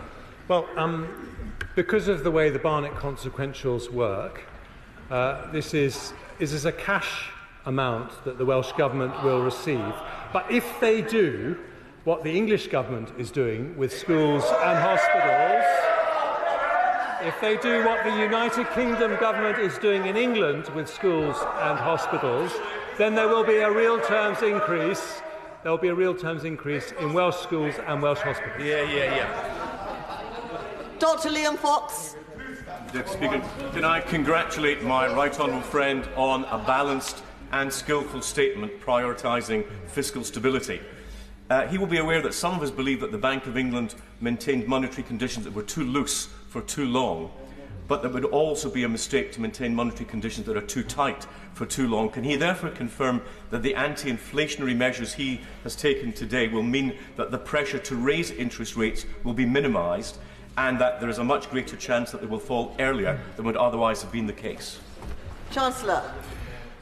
Well, my right honourable friend is absolutely right to focus on this issue, because every 1% increase in interest rates is about £850 more on the average mortgage. So it's hugely important to families up and down the country. Now, what the OBR have said is that the measures we've taken today will mean that inflation is lower than it would otherwise have been. That means the Bank of England is under less pressure to increase interest rates, which, for the reasons he knows, are such a worry for so many families. Rushanara Ali. Thank you, Madam Deputy Speaker. The Governor of the Bank of England said yesterday at the Treasury Committee about the mini-budget that it has damaged our reputation internationally. People were saying we didn't think the UK would do this. So why doesn't the Chancellor accept that it's because his party has destroyed our economic credibility and crashed the economy that the British people are now having to pay in tax rises and public service cuts the £55 billion of consolidation that he's talking about today? Chancellor. Madam Deputy Speaker, I've been pretty straightforward about saying there were mistakes in the mini-budget, and within 3 weeks we reversed them. But long-term gilt yields, which are the thing that really drive the cost of borrowing for the country, are down to the levels that they were before the mini-budget. And to try to say that all the problems that we face now are as a result of decisions that were reversed in 3 weeks is not something that stands any scrutiny at all. Sir William Cash. Thank you, Madam Deputy Speaker. My right honourable friend argued for sound money and sound foundations. So would he be good enough to explain how it is that HS2 will continue beyond Birmingham at a verifiable cost of at least £40 billion when every independent report on HS2 condemns the project and confirms that Phase 2 will make the rail services to all West Coast destinations north of Birmingham much worse? And I do ask him to make the very clear commitment to keep this matter under review at all costs. It's in the national interest. Chancellor. But he is right that the increases in budget for HS2 are disappointing. But I think a strong economy needs to have consistency of purpose, and that means saying that we will make sure that we are a better connected country. And the lack of those connections is one of the fundamental reasons for the differences in wealth between North and South, which we are so committed to addressing. What I would say to him is there is a bigger issue about the way that we do infrastructure projects. It takes too long, budgets therefore get out of control, and we're just not very good at it, and we have to sort it out. John McDonnell. Can I take the Chancellor back to the housing issue? Housing is often the canary in the mine when you're assessing how people are faring within difficult circumstances. Last year, there was a 500% increase in repossession orders, mortgage repossession orders, 160% increase in repossession orders from private landlords. Can I ask the Chancellor now to come back with a package of measures that will assist people in getting through this housing crisis? It could include the issue that was raised before with regard to benefit caps, but also the mayors across the country now are asking for rent control powers, and we may need a mortgage interest assistance package as well as we go through this coming period. Well, I listened carefully to what the Right Honourable Gentleman says, and despite our political differences, I respect the fact that he is concentrating on a very difficult issue. And I want to tell him that when it comes to the local housing allowance, the rates for 23-24 will be maintained at the elevated rates agreed for 2021.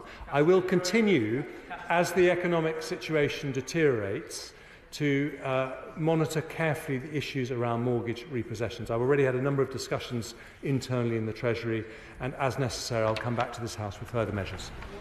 Damian Green.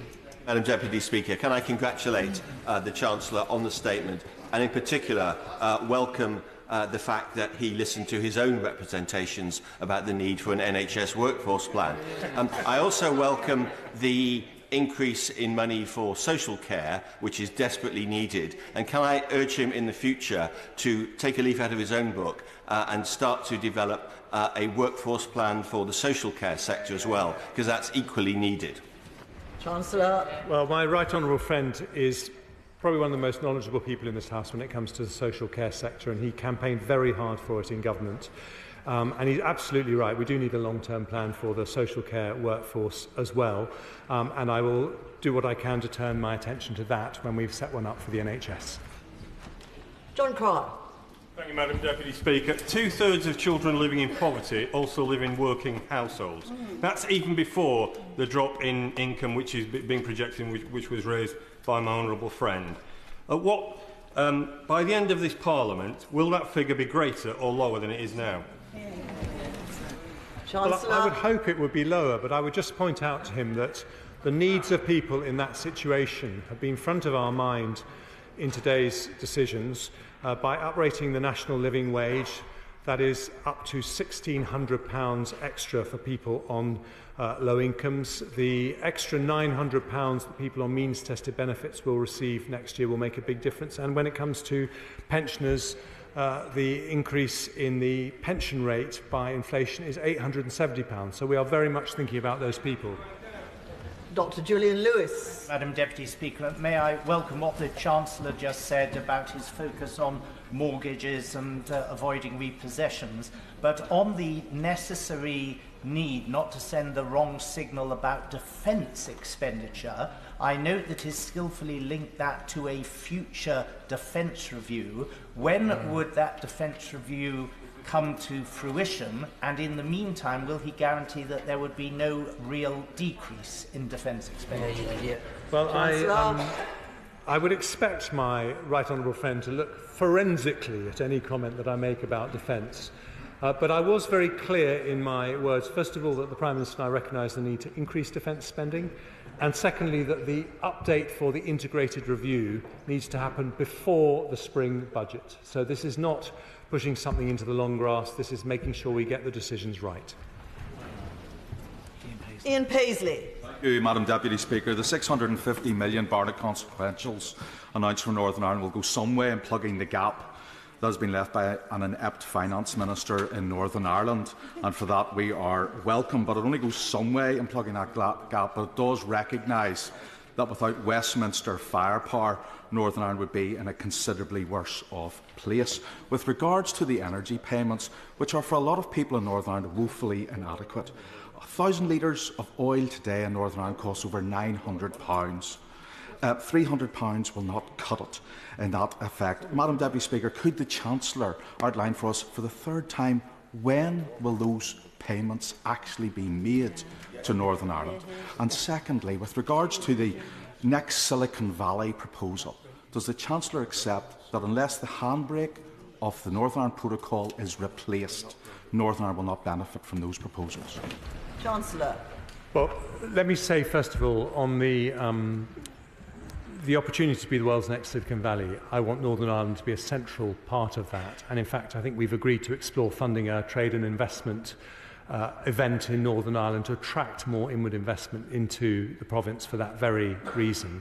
I am very aware that when it comes to fuel poverty issues, it is a different situation in Northern Ireland. I've had a number of discussions with my officials, and I'm aware that energy consumption patterns are slightly different. So if I may, I'll write to him with details on that, and I'm happy to engage with him separately. Greg Clark. Thank you very much indeed, Madam Deputy Speaker. And can I congratulate the Chancellor on his meticulous and positive statement, which will be very well received in the science and technology communities. When you invest in research and development, you lay down a path to high-paid jobs, to discoveries that change people's lives, to export earnings. And the commitment that he's made is the biggest increase in R&D funding in the history of this country. So will he now work with the Business Secretary to develop a strategy in which businesses can invest alongside the commitment that he's made so that we can get the most out of the commitment that he's made today? Well, there has been no stronger backer of science and research and development than my right honourable friend, and I will absolutely make that commitment. I think there's a lot of the elements in the industrial strategy that he put together that we can learn and weave into what we do next, because he's right, this can't happen with government money alone. We need to work in partnership with brilliant British innovators and really make the most of the incredible opportunity we have. George Harworth.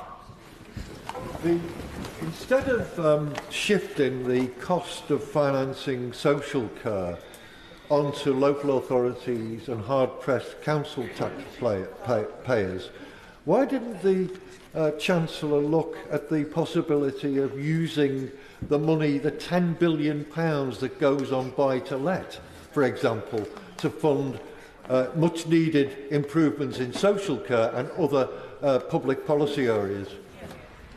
Well, we didn't shift the burden of funding onto local authorities. It's always been a shared responsibility. But as he heard from my statement, we're putting £1 billion next year into social care, £1.7 billion the year after. And taken together, that £4.7 billion is the biggest ever increase in the social care budget. I recognise there are big pressures and there's a need for reforms in that sector, but I think this is a very positive start. Teresa Villiers. Can I thank the Chancellor for the announcement on schools funding, which, as he knows, was something I raised with him as being crucially important.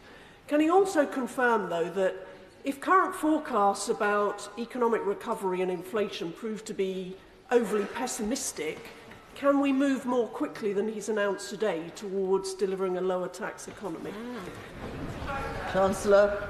Well, she's an immensely experienced colleague, and she is right to point out that there's always inaccuracy in any forecast. There's always variation from fiscal event to fiscal event, and so we do keep all these decisions under review in the round. And but I think it's still important to have forecasts. I think that's better than not to have them. But yes, we keep all these decisions under review. Jeremy Corbyn. Thank you, Madam Deputy Speaker. Can I take the Chancellor back to the issues of housing, which others have raised? Raising the local housing allowance merely in line with inflation doesn't necessarily help many people on benefit living in the private rented sector, particularly in constituencies like mine, where generally speaking, many of those people end up being exported away from the area that they live in. What's more important is actually giving local authorities the power to introduce rent controls in areas of very high private sector rent. It's the biggest problem that many, particularly young people, face in their lives, excessive rent levels. Yesterday, the Secretary of State made a very interesting and very helpful statement on the issues of safety within all housing, which in his remarks means that there's going to have to be much more inspection done by local authorities. Will he ensure that local authorities are sufficiently funded to increase the levels of public health inspection in order to provide a safe living environment for people in all housing situations? Chancellor. Well, these are very important issues, and obviously the safety of properties in the private rented sector is extremely important. I'm not a fan of rent controls because I'm worried that that would reduce the supply of housing to the private rented sector. But I would point out to him that we lifted the local housing allowance during the pandemic to help people, and we're keeping it at that higher level. Steve Brine. People will note the trademark calm and decency of my right honourable friend today in what was a very credible autumn statement. The current chair of the Health Select Committee agrees with his predecessor, who I'm very glad to see agrees with himself, in welcoming the independent verified workforce plan, which of course is the rock upon which we build a sustainable future NHS. Can also welcome the additional social care funding, the £7 billion over the next 2 years, which, as you know, was a recommendation from the committee, and of course the £3.3 billion uplift in the NHS budget for the next 3 years. Could I just ask the Chancellor, he knows where I'm going to go with this, to work with us and to push his colleagues in the department and in the NHS itself to see the long-promised cancer plan? Because the sharp rises in cancer rates that we're seeing at the moment, of course, have a devastating impact on people's lives, but they're also having a domino effect that is understandably impacting on care across the NHS. Chancellor. Well, I'd like to welcome my honourable friend to his role as Chair of the Health and Social Care Select Committee. I know he'll do a brilliant job. I also know he will hold me and the Health Secretary to account very strongly and tenaciously on everything to do with cancer and everything to do with public health. And I welcome that because these are very, very important areas. Clive Betts. Thank you, Madam Deputy Speaker.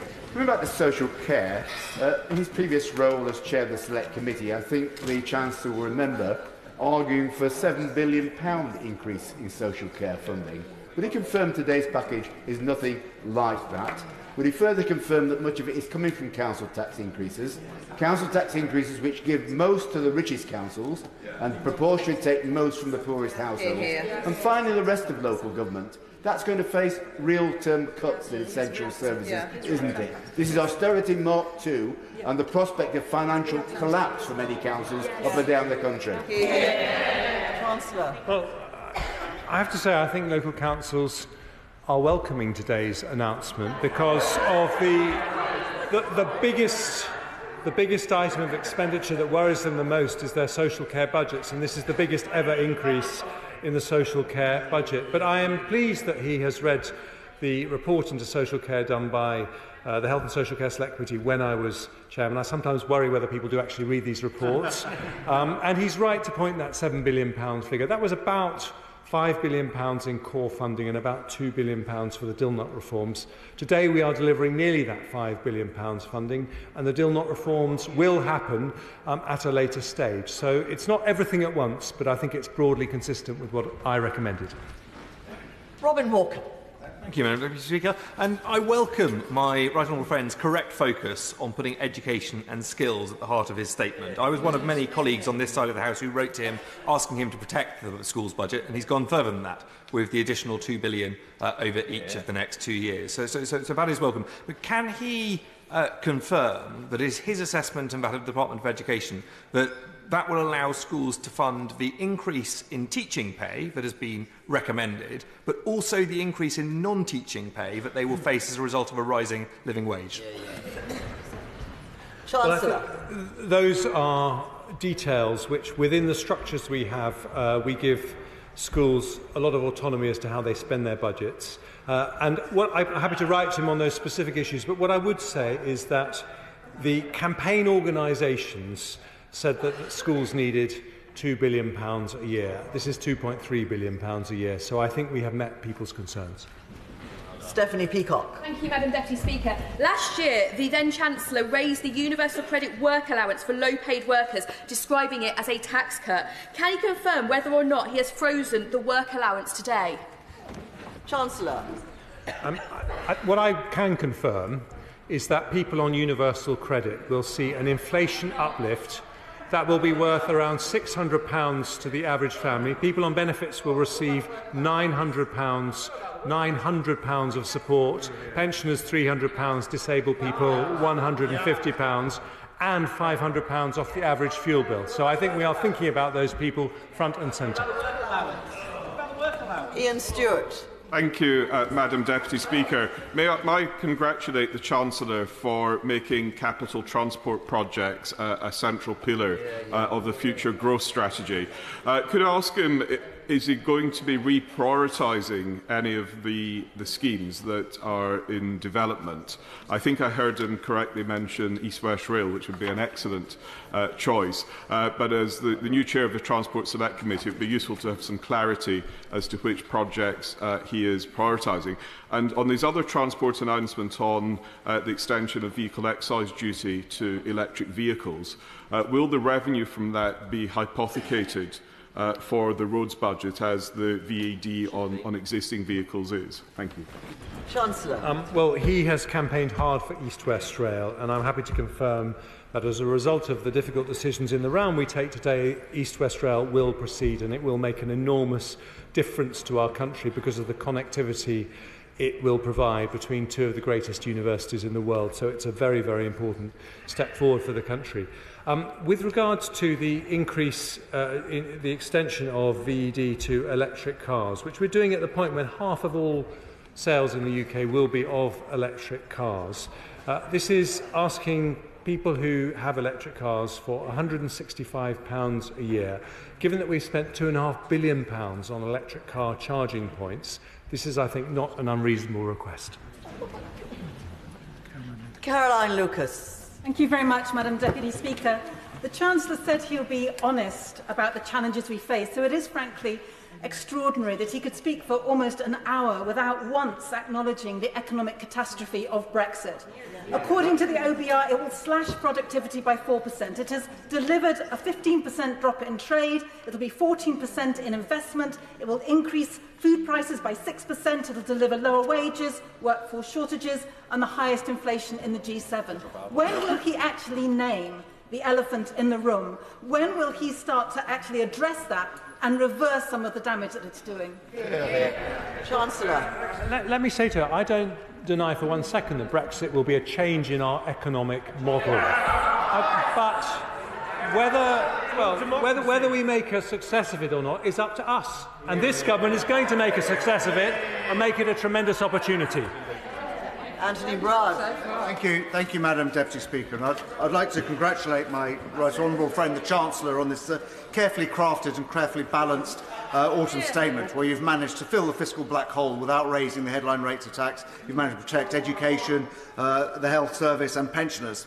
And all the research institutes in my constituency, I know, will very much welcome the commitment to keep R&D funding going up to £20 billion a year. And I look forward to grilling the Chancellor on some of the details when he appears in front of the Treasury Select Committee.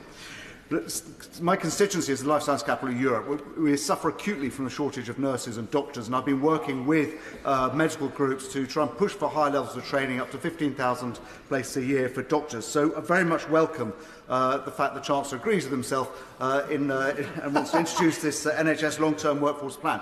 Can he confirm or not whether, as part of that one of the objectives of it will be to make the UK self-sufficient ultimately in the training of nurses and doctors? Chancellor. Absolutely, because the NHS as it stands at the moment would fall over without the brilliant contribution made by doctors and nurses born or trained overseas. I think it's about 24% of doctors in the NHS at the moment. And we always welcome international exchanges, but in the end, a huge health organisation like the NHS, the biggest health organisation in the world, should be training the number of doctors and nurses that it needs itself. With a 2 million shortage of doctors worldwide, there is no other alternative. Angus Brendan McNeill. Thank you very much, Madam Deputy Speaker. It's funny that the same Tories today are congratulating him, where 55 days ago lined up to congratulate his predecessor on the disastrous mini-budget and what he correctly described as the English government, a sign of things to come. But the question that's being asked by people in Lewis and Harris and Euston Barra is when exactly is the government paying the off-grid fuel support for the likes of those with central heating oil? It's now mid-November, Chancellor. We need the dates and we need this to happen. We do. We're working on it, and we'll make sure it's paid as quickly as possible. Darren Henry. Speaker, I thank the Chancellor for his statement today. It is right, of course, that we focus on stabilising the economy and improving growth, ensuring support is in place for the most vulnerable in our society. This statement has set out to achieve that. But there were 2 points of particular concern to my constituents in Broxton. One was the triple lock, so I was delighted that remained. The other was investment in infrastructure and transport in the East Midlands. Didn't hear anything about that. The East Midlands has the lowest investment in transport infrastructure year on year. Could the Chancellor lay out how the East Midlands will benefit from his statement today? Chancellor. Well, I thank my noble friend for his question, and the detailed decisions about what we do with respect to infrastructure in the East Midlands will follow, but I want to reassure him that we have not made big cuts in our capital budget. We've protected it at the very high levels it was increased to by previous Conservative governments, so we'll be in a better position to support regions like the East Midlands than we would have done if we'd made the mistake of mortgaging our future by cutting our capital spend. Tanmanjeet Singh Nassi. Thank you very much. Madam Deputy Speaker, after crashing the economy and inflicting upon my Slough constituents and others higher mortgages, higher rents and the highest inflation for over 40 years, the latest Prime Minister and his Chancellor have embarked without any mandate upon austerity 2.0, and they have decided to inflict yet more painful tax rises. Chancellor, in his autumn statement, he kept referring to global factors. So can he point to just one other advanced economy that is raising taxes at the same scale as us here in the UK? Chancellor. Yes, the United States raising taxes by $800 billion. Alberto Costa. There you go.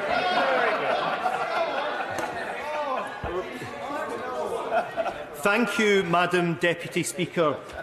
Chancellor, you've agreed to meet with me and other Leicestershire colleagues to discuss the worrying situation that Leicestershire County Council has been facing for years when it comes to its financing.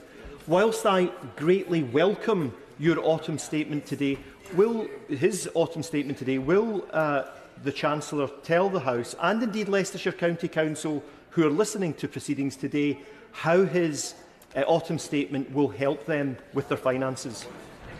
Well, I've talked to him on a number of occasions about the problems with Leicestershire County Council's financial situation, and what all councils say is that the biggest pressure on their budgets is adult social care, and I think today's announcement will be welcomed by them for that reason. But I am very aware of the particular issues in Leicestershire. I'm happy to keep engaging with him on them. Jess Phillips. Thank you, Madam Deputy Speaker. Just on the point of the NHS, I wonder if he could expand on whether it is a real terms. I spent 17 hours on a hard chair with my father in A&E last week, and I've heard a lot of talk about how the vulnerable are going to be defended by this government. And so, to follow on for the point about Leicestershire County Council, the vast majority of vulnerable people's funding, vulnerable women's funding who are victims of domestic and sexual violence comes from local authorities, from the Home Office budget, from the Justice budget. Every single one of those budgets has been squeezed today. So can the Chancellor guarantee to me that, unlike my father, he will actually look after those vulnerable people and make sure that there isn't a single cutback into an already dreadful service that leaves criminals on our streets and vulnerable people in danger? Well, she speaks incredibly powerfully, and I hear every word she says. And I will, well, I heard someone shouting 12 years. We've actually had the third fastest growth in the G7 over the last 12 years, and that means we're in a better position to fund public services than we would otherwise have been. So I will take away what she says and I will write back to her. Andrew Jones. Thank you very much, Madam Deputy Speaker. Can I congratulate my right honourable friend for his statement and the important points he's made about the global challenges we're facing, but also how support will be provided to those who need it most. Yep. Can I ask him about capital budgets? There had been some concern in the infrastructure sector that projects may be halted. So I welcome the focus upon infrastructure investment as a driver of economic growth and social and environmental progress. Will he be supporting these plans with skills programmes, apprenticeship programmes, to ensure that the sector will deliver them with efficiency? Chancellor. Well, my honourable friend from Harrogate knows these issues extremely well, having been a Transport Minister. And we need better transport infrastructure, and what we've said today makes that possible. But he's absolutely right. We also need to improve the skills in our economy. We've actually had a lot of change in our ambitions for skills. I think a lot of very positive things like the Auger Review, but we need to make sure we deliver them, and that's why I've asked Sir Michael Barber to advise me and the Education Secretary as to what we need to do. Now, Shaw. Thank you, Madam Deputy Speaker. Today, the Chancellor had before him an opportunity, a missed opportunity actually, as did his predecessor, the one before the last one, mind, to actually enact recommendations from the Transport Select Committee to give Bradford a station. And instead, the government is engaged in an exercise which is in rebranding while shortchanging the people of Bradford. Why doesn't the Chancellor just be honest with the people of Bradford and call this what it actually is? This isn't called Northern Powerhouse Rail. This is actually the greatest ever train robbery of the North. Chancellor. What I would say to the Honourable Lady from Bradford West is that she should think about what we have done for her constituents in Bradford. When it comes to transport, we have protected the capital budgets. That in the end will solve the problems that she's talking about. We've also found £500 of support for the average household for their fuel bill next year. We found more money for schools, hospitals and GP surgeries in Bradford, and that will make a difference, and she should welcome that. John Penrose. Thank you, Madam Deputy Speaker. Can I say how good it is to see the Chancellor channeling his inner Nigel Lawson by referencing not only Big Bang, but his attempt to get the next Big Bang to happen, particularly with supply-side reforms for 5 key STEM sectors, plus much-needed rollout of the powers for the Digital Markets Unit in the Competition and Markets Authority. Can I urge him to provide us with dates as soon as possible about when these are going to take place, because many of them are overdue and much needed? And can I further press him to say there is a further supply-side reform to do with open data, which could be at least as big as any of the others he's announced today, which could be transformational across large swathes of the rest of our economy? Chancellor. Well, I always listen to my honourable friend on matters like supply-side reforms and indeed long-term competitiveness. I want to reassure him that whilst it's a long-term aspiration to become the world's next Silicon Valley, we want to put those foundations in place next year. And that's why in those 5 growth sectors I said we will review and decide on changes to all the EU regulations that affect our growth industries in the next calendar year to make sure that we put those foundations in place fast. Wendy Chamberlain. Deputy Speaker, the Federation for Small Businesses says that business confidence is at its lowest rate since the pandemic. And today, in the Chancellor's oral statement, there was no mention of energy support for business. Yeah. Now, in the written statement, all it says is that businesses can expect significantly lower support. I've got businesses, including care homes in North East Fife, that are facing closure as a result. In the terms of reference, also published by the Government today into that review, it says a very high bar. The Chancellor must have a fair idea of what that means. Can he share it with us and businesses? Chancellor. We absolutely want to think about care homes, small businesses in her constituency, in my constituency. We're spending £18 billion roughly in terms of the support we're giving this winter. So I think we are doing a lot as a government, but we want people to have the certainty to know what the support is going to be from next April. And we need businesses to help themselves as much as we help them, which is why they need to play their part in energy efficiency measures that are very important. But our intention is to announce that business support before Christmas. Virginia Crosby. Thank you, Madam Deputy Speaker. This government's commitment to Sizewell C and large-scale nuclear is very, very welcome, and it's noted that Labour's Shadow Chancellor failed to mention nuclear. When will the launch of Great British Nuclear be announced, and will its scope include large-scale gigawatt nuclear at sites like Wilver and my constituents of Arnismorn, as well as small modular reactors? Chancellor. Well, there is no more formidable advocate for big nuclear investment in Arnismorn than my honourable friend. And in fact, when I went on a family holiday to Arnismorn this summer, she tried to persuade me to visit the potential site of a nuclear power station with my children, and I apologise that I didn't actually take her up on the offer, but that shows her commitment. Things like the launch of Great British Nuclear, my right honourable friend, the Business Secretary, is going to be making an announcement very soon, I hope before Christmas, or if not just afterwards, because we want to crack on with our nuclear programme. Helen Hayes. Thank you, Madam Deputy Speaker.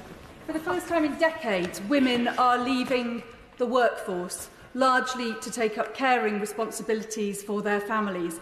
So it is astonishing in that context that the Chancellor didn't mention childcare once during his statement. Childcare is vital social and economic infrastructure. The current status quo is holding back women, and it is holding back our economy. What is he going to do about it? Well, I am very aware of the pressures and issues when it comes to childcare. I would say that £4.7 billion increase in the social care budget will make a difference to people with caring responsibilities, with potentially another 200,000 packages. This is an issue that I want to return to, and I take what she says very seriously. Richard Drax. Thank you, Madam Deputy Speaker. I have huge sympathy for my right honourable friend. We are facing severe financial challenges for the reasons he explained so well. But both sides of the House are promising to spend billions and billions more pounds. Can I just remind the House that it is the private sector and hard-working people through their taxes that pay for government expenditure? So will my right honourable friend agree with me that raising taxes on both risks stifling the growth and productivity that he and I both want, that would counter the recession that we are now in? Well, my honourable friend from South Dorset is right to make the case for a lightly taxed, dynamic economy, and I would like to bring taxes down from their current level. I think we are faced with the necessity to do something fast to restore sound money and to bring inflation down from 11%, which is why we've made difficult decisions today. But yes, he is absolutely right. There is no future for this country unless we get back on the path to being a lower taxed economy. Steve McKean. Well, as we say, Madam Deputy Speaker, the Tory party might learn more from its mistakes if it wasn't so busy denying them.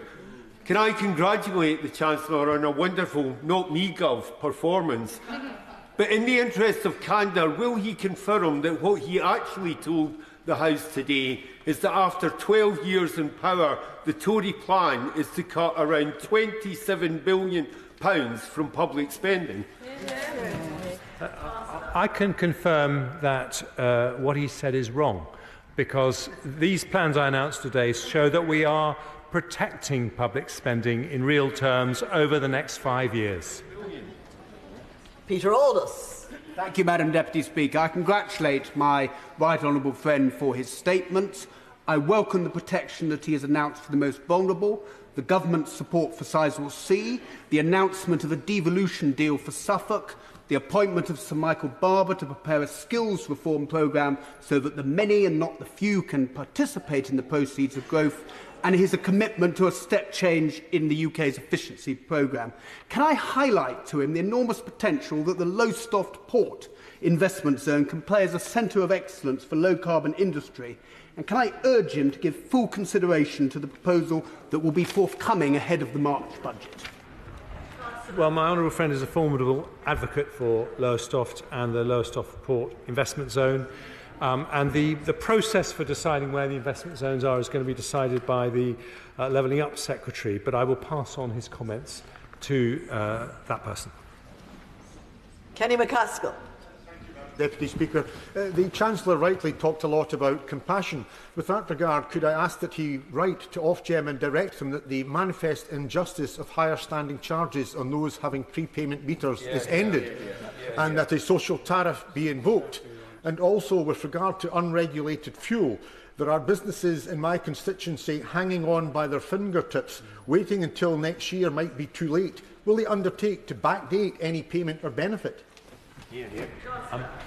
Can I just reassure him that the business support for companies this winter is happening. There's no waiting till Christmas. It's happening now. We've made that clear. What we said we'll announce before Christmas is the support that will come into place from next April. When it comes to the issue of standing charges, I'm very aware of that issue. I'm concerned about it, and I will write back to him on it. Roman Tushti. Thank you, Madam Deputy Speaker. Can I thank the Chancellor with regards to the announcements on the National Health Service? The Chancellor has said we are committed to our new hospitals programme. Can I thank the Chancellor when he was the Health Secretary for the fantastic work he did to help transform Medway Hospital in my constituency? He visited Medway Hospital and he knows Medway and North Kent has some of the highest health inequalities in the country, and Medway had some of the highest hit areas with COVID. We urgently need a new hospital. Can I ask him this specific question? We're all amongst equals here. We want fair allocation of resources. How will that criteria be applied? Because on any criteria, Medway urgently needs a new hospital. Can I say that my honourable friend was an extraordinary advocate for Medway Hospital when I was Health Secretary, and that is continuing, and rightly so. And I will take away what he says. I'm not sure what the exact situation is now with respect to a new hospital in Medway, but I will write back to him. Rebecca Long-Bailey. Madam Deputy Speaker, the statement proposes council tax increases to top up social care funding, but the Chancellor must be aware that in Salford, the 18th most deprived local authority, with a current list of 27,000 people accessing council tax reduction support, any increases would raise firstly only nominal funds, but the pain would also be felt by residents on a huge scale. So firstly, how will Salford pay for its social care? And secondly, what support will he provide to mitigate the impact on those who can't afford council tax increases?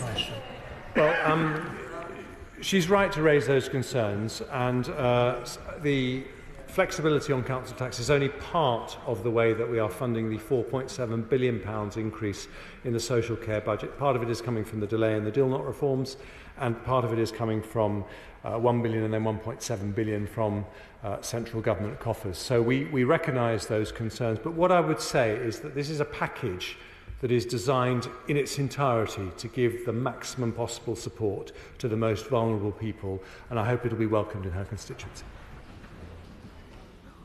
Stand up. Oh my goodness, Robbie Moore. Madam Deputy Speaker, just last week I met with residents of More Help in Longleat, attended a coffee morning in Speaker of Constituents in Silsden Town Hall, met with Ilkley Good Neighbours and had several constituency meetings in Keighley, with all asking me for the pensions triple lock to be protected. So on their behalf, can I thank the Chancellor, and can my right honourable friend confirm that by protecting the pensioners with their triple lock, the government will be providing the biggest cash increase to the state pension ever? I can absolutely confirm that it was the right thing to do, and we're also giving lots of other help to pensioners, including £500 off their fuel bills on average across the country, an extra payment of £300 for all pensioner households to help with cost of living pressures next year, and that's on top of existing help such as the winter fuel payment. Amy Callaghan. Thank you, Madam Deputy Speaker. The first round of austerity contributed to over 300,000 excess deaths. This government has made a political choice to impose austerity 2.0. Instead of increasing the benefit cap, will he scrap the cap on benefits, and if not, why not? It's lovely to see the honourable member from East Dunbartonshire back in the House, and let me say to her that we are doing everything we can to help people on benefits, including a £900 one-off payment next year to help with cost of living pressures, an average of £500 off their energy bills. If they are working, there is the increase in the national living wage, which is up to £1,600. So I think that will really help our constituents. Philip Holloway. When the Chancellor was Health Secretary, he very kindly visited Kettering General Hospital, which is the #1 local issue in the Kettering constituency, and he will understand the importance that local people attach to the promised £396 million redevelopment of the hospital. The first 10% of that investment is now underway. Can the Chancellor confirm that the bulk of the investment was always going to be in the period 2025 to 2030 under Health Infrastructure Plan 2 funding? Can the Chancellor confirm that Kettering Hospital remains in that programme? Can I say that it is not possible to be Health Secretary in this country without visiting Kettering Hospital, and he is a formidable advocate for it. And I remember the visit very well, and I remember how crowded the hospital was and why there is such a big need for a new hospital. We are committed to the new hospitals programme. I'll write back to him with precise details of where Kettering stands in that process. Judith Cummins. Thank you, Madam Deputy Speaker. Chancellor, for absolute clarity, is he confirming today that Transport for the North's preferred option for Northern Powerhouse Rail with a stop in Bradford is now scrapped under this Conservative government? I'm confirming that core Northern Powerhouse Rail will go ahead and that we are protecting our capital budget so that we can do as many other worthwhile additions to our transport infrastructure as possible. Mark Pawsey. Deputy Speaker, my constituents in Rugby and Bulkington won't enjoy the tough decisions that the Chancellor has had to make today, but will understand the need for sound finances after the huge expenditure the country has made on the pandemic and supporting people through their energy costs as a consequence of the war in Ukraine. But they'll also want to know that businesses will continue to invest, to grow and create jobs. So can the Chancellor speak about the incentives that still exist for businesses to do exactly that? I'm very happy to do that, and my honourable friend from Rugby is quite right to raise those issues. So we're doing a lot of short-term things, including help with energy bills, but also on business rates as we move to a new business rate system. We are freezing the levels at which business rates can increase. We are introducing a 75% discount next year for retail, hospitality and leisure businesses. But fundamentally, as a Conservative government, we know that we cannot flourish as an economy without flourishing small businesses, and we will back them to the hilt. Dame Nia Griffith. Thank you very much indeed, Madam Deputy Speaker. Well, the Chancellor has mentioned innovation. Now, a modern steel industry is absolutely vital to our future prosperity. So will he now earmark the £200 million which was originally contributed in good faith by steel producers and which has now been returned to the UK government from the EU Research Fund for Steel and Coal, and use it to set up a UK Steel Innovation Fund to develop the steel technologies we need to drive growth and work towards net zero? Well, I'll happily look into that issue and write back to her, but she will know that one of the growth industries that I identified was advanced manufacturing. And I think that there's a lot that we can do to make sure that the steel industry is competitive in this country, and we want it to have a bright future. Laura Farris. Madam Deputy Speaker, nothing corrodes living standards like runaway inflation, so I congratulate my right honourable friend for the absolute priority he has given to tackling inflation and bringing it down next year. But until that moment comes, there is huge pressure on household incomes. I've been working very closely with the West Berkshire Citizens Advice Bureau, and their number one ask was that means-tested benefits should be uprated in line with inflation. So I welcome that, and I welcome the unprecedented equivalent increase in the national living wage. May I ask him this? Could he ensure that his department, and indeed BEIS, continues to work hand in glove with HMRC on that small number of rogue employers who try to avoid their statutory wage obligations? Thank you. That's a very good question. I will happily write back to her with what we are doing and what we can do, and I would like her to pass on my thanks to the West Berkshire Citizens Advice Bureau for the incredibly important work they are doing to support people through a very difficult period. Lloyd Russell Moyle. Thank you. This is a budget of austerity 2.0, is it not? And of course, different decisions could have been made. He could have decided to abolish the upper limit on national insurance, raising over £30 billion and solving adult social care in one fell swoop, along with the crisis in council funding. He chose not to, instead to burden poorer people, working people. But on a specific point around housing and energy, the Chancellor has said that he's going to freeze local housing allowance. That is a freeze at the 30th percentile from 3 years ago, when it was last uplifted just at the beginning of the pandemic, or 2 years ago. Will he please review that decision, along with the fact that people who live in blocks of flats and receive communal energy have received no support for their energy bills, and they need that desperately to come through, and he has promised it before? As I explained to the Honourable Gentleman, we increased local housing allowance at the start of the pandemic significantly, and we are keeping it at that higher level. But if he talks about difficult decisions, I would say there's one difficult decision on the table today, and that is, do we do what's necessary to tackle inflation? And on this side of the House, the answer is yes. James Wild. Thank you very much, Madam Deputy Speaker, and I welcome the commitment in my right honourable friend's statement to the new hospitals building programme. And given the statement by the Secretary of State for Health yesterday that he would deal with the concrete cancer, which means that the Queen Elizabeth Hospital in my constituency has 3,000 props holding up its roof, will he reassure people in North West Norfolk that the government will make the urgent decisions to build a new QEH? Well, I visited the QEH, and I absolutely understand the concerns that my honourable friend is talking about, and I will write to him about what's happening, but we do commit today that we will protect the new hospitals programme, and we do want to spend very, very important money in our capital programme in the NHS. Brendan O'Hara. Madam Deputy Speaker, my rural, economically fragile Argyll Butte constituency has been battered by a Brexit we did not vote for, resulting in the loss of European markets for our abundant seafood and meat products. What we also have in abundance is wind and water, which lashes in from the Atlantic, something which we haven't just learned to live with, but we've learned to harness and benefit from. So why on earth has he decided to tax electricity generators 10% higher than oil and gas producers? And if there's a 91% investment allowance for the oil and gas sector, can he tell me what is the figure for the renewable sector?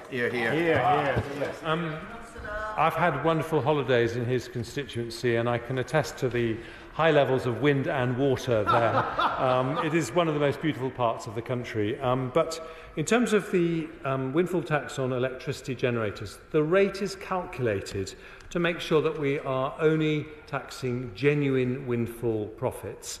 I think it's reasonable to do it. Overall, these taxes raise about £54 billion.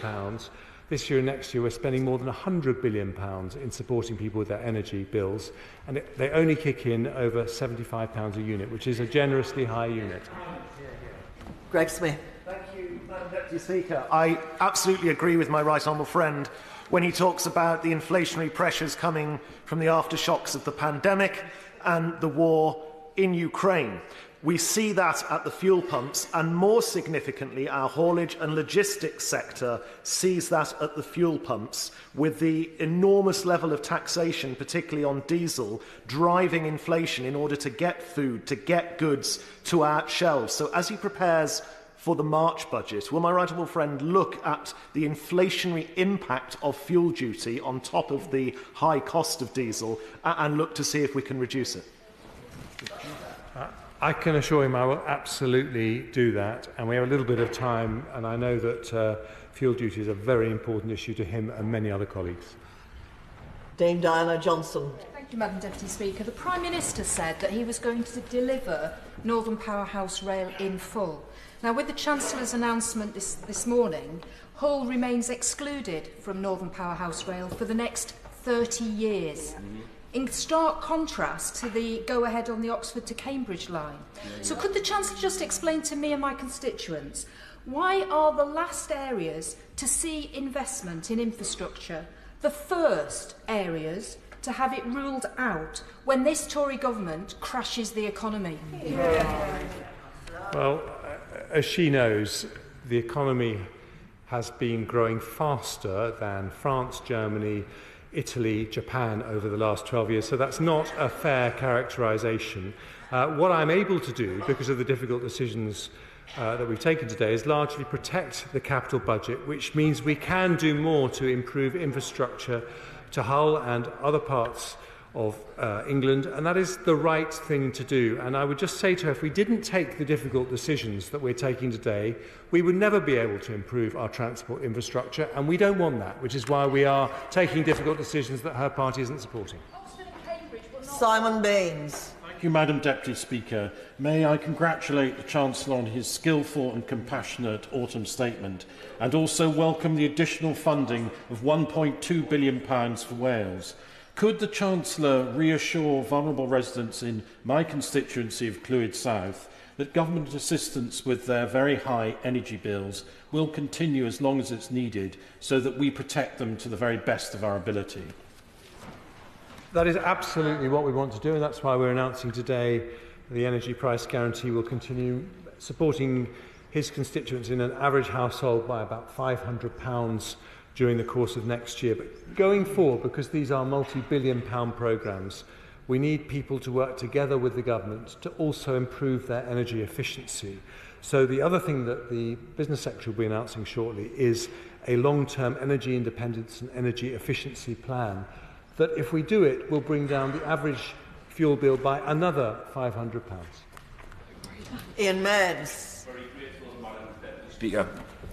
Madam Deputy Speaker, in a statement, the Chancellor said it is because of difficult decisions in 2010 that the government could then go on to do several things. But however, places like Gateshead are still living with the drastically detrimental consequences of those 2010 decisions. The decision to incrementally withdraw revenue support grant from councils means that my own local authority is £179 million per year worse off now than it was in 2010. And many local authorities with a low council tax base are in exactly the same boat.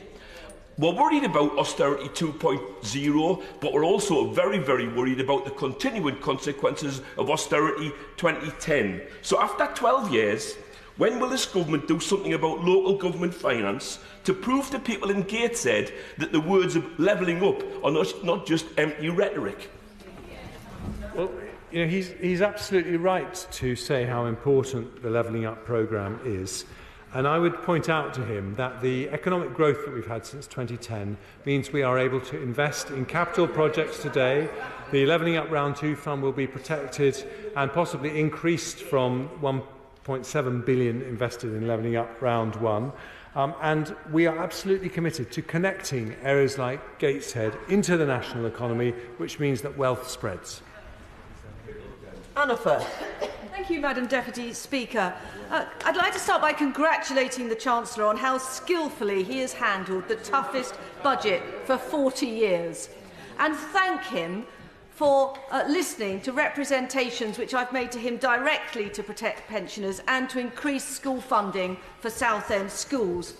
Can he confirm that by restoring the triple lock, this means that all 18,000 pensioners in Southend West will not only get continued help with their energy bills, but the biggest cash increase ever in their pensions next April?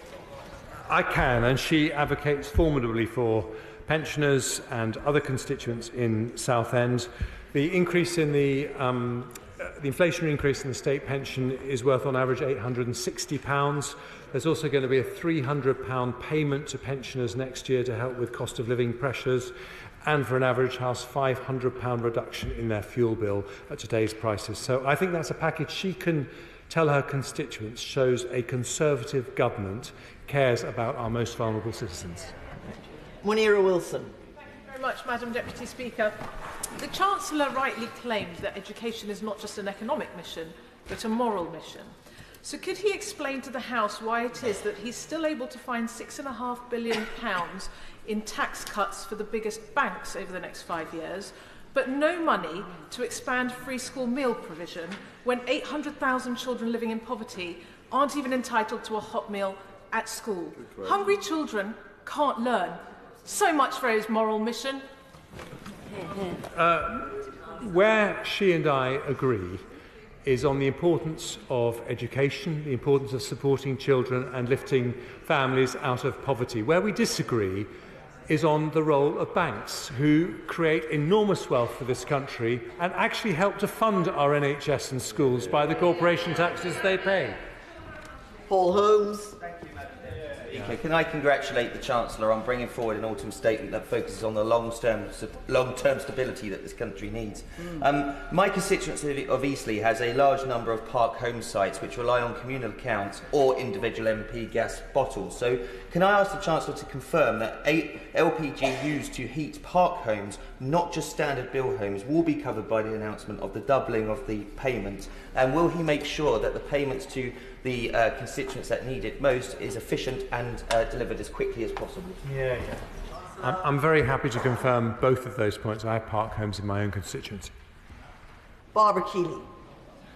Thank you, Madam Deputy Speaker. From his time as Chair of the Health and Social Care Committee, which we're hearing about plenty in this statement, the Chancellor knows that NHS England spent a ludicrous amount on detaining autistic people and people with learning disabilities in inappropriate and often substandard inpatient care. I know that the Chancellor understands this. He's nodding. He himself said during the committee's inquiry into this that the level of community provision is totally inadequate. Will he listen to himself again? And will he commit to looking into this issue with the Health and Social Care Secretary so that we're no longer throwing money away on substandard care when autistic people and people in learning disabilities could be living happier lives in the community? Well, she and I have talked about these issues many times, and can I just say, across the political divide, it has been a privilege to work with her on social care issues and to see the concern that she has in public and in private about all these issues. I agree it is a scandal that we have so many people detained in secure accommodation who could be in the community, and I absolutely will work with my right honourable friend, the Health Secretary, to see what can be done. Rachel McLean. Thank you very much, Madam Deputy Speaker.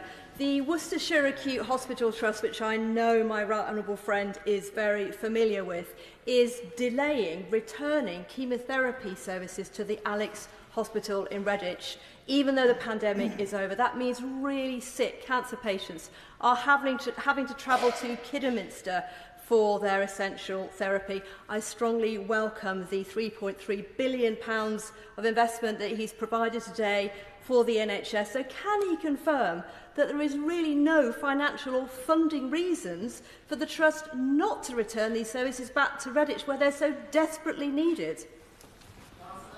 Well, I think that cancer patients in Redditch will have heard loud and clear that they have a formidable advocate with their MP. I'll happily look into that specific issue, but I think the broader point is that the Chief Executive of NHS England today says that the funding we've found for the NHS is sufficient for them to deliver their core purposes, even despite the inflationary pressures.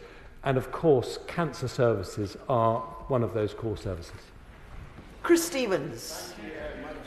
Can I ask the Chancellor about his policy in relation to public sector pay, because there wasn't much said about that. Will he first of all look at the nonsensical position that the UK government, not the English government, the UK government has over 200 separate pay bargaining units for civil service pay? That seems a nonsensical position. And can he tell us there's far too many civil servants having to utilise food banks to survive month to month? Can he tell us what pay increase they can expect for the coming year, those who work for UK government departments, or are they going to also pay the price for the mistakes of his predecessor? Well, what I can tell him is that families in the UK, including families in Scotland in his own constituency, will get an enormous amount of help this year and next, including if they are on the lowest legal wage, the national living wage, a pay rise, an increase in their income of up to £1,600. If they're on means-tested benefits, £900. If they're a pensioner, they'll get the triple lock increase of £870. I could go on, but I think that this autumn statement knits together as a statement that is designed to help people on low pay, including in the public sector. Rob Butler. Thank you, Madam Deputy Speaker. The Chancellor has rightly reminded us that the economic challenges we face are driven primarily by global events, especially Russia's invasion of Ukraine, and that's necessitated the difficult and painful decisions that he's had to make. But he has emphasised the need to continue to invest in infrastructure. This is especially important in Aylesbury, where there is massive house building and we desperately need link roads to alleviate traffic congestion and improve air quality. So within the budgets that have already been approved, will my right honourable friend enable as much flexibility as possible to Buckinghamshire Council to deliver these roads, which are so essential for our town's sustainable growth? Well, I thank him for his advocacy for Aylesbury, and my basic view is that we should give as much flexibility to local authorities to deliver local infrastructure projects, and significantly more than they currently have. And I hope to come forward in the months ahead with ways to progress that, but I'll certainly write to him on the specific issue of a link road. Mick Whitley. Thank you very much, Madam Deputy Speaker. Local authorities all over the country are at breaking points, with Conservative-run Kent and Hampshire County Councils warning this week that they face the very real prospect of bankruptcy. The challenge is especially acute at Wirral Council, which is grappling with a nearly £50 million shortfall next year, driven in no small part by a drastic cut into central government grant funding since 2010. But will the Chancellor accept that his proposal to allow local authorities to hike council tax risks force on people in the most deprived communities like Birkenhead to pay even more in return for ever diminishing services? And will he commit to providing more direct financial assistance to local authorities so that they can continue to provide those services which we know will be so essential in helping local towns like Birkenhead? Well, this is a package that local authorities have requested, particularly the 2-year delay in the Dilnut reforms, which are very important reforms, but which we are not going to implement, but we're going to leave the funding that was set aside to them with local authorities. So that will help his council and many other councils too. Richard Graham. Madam Deputy Speaker, I welcome the Chancellor's commitment today to the triple lock, to public services in general and health and education in specific.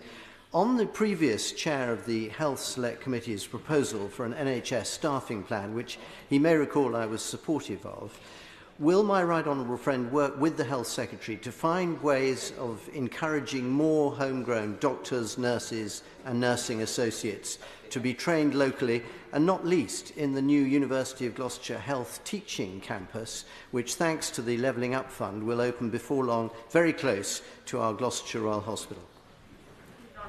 Well, my honourable friend's a brilliant MP for Gloucester. I don't want to preempt what this independently verified workforce review will say, but all I can say is that places that are training doctors and nurses now, including Gloucester, we're going to need all of them to train more in the future. Stephen Flynn.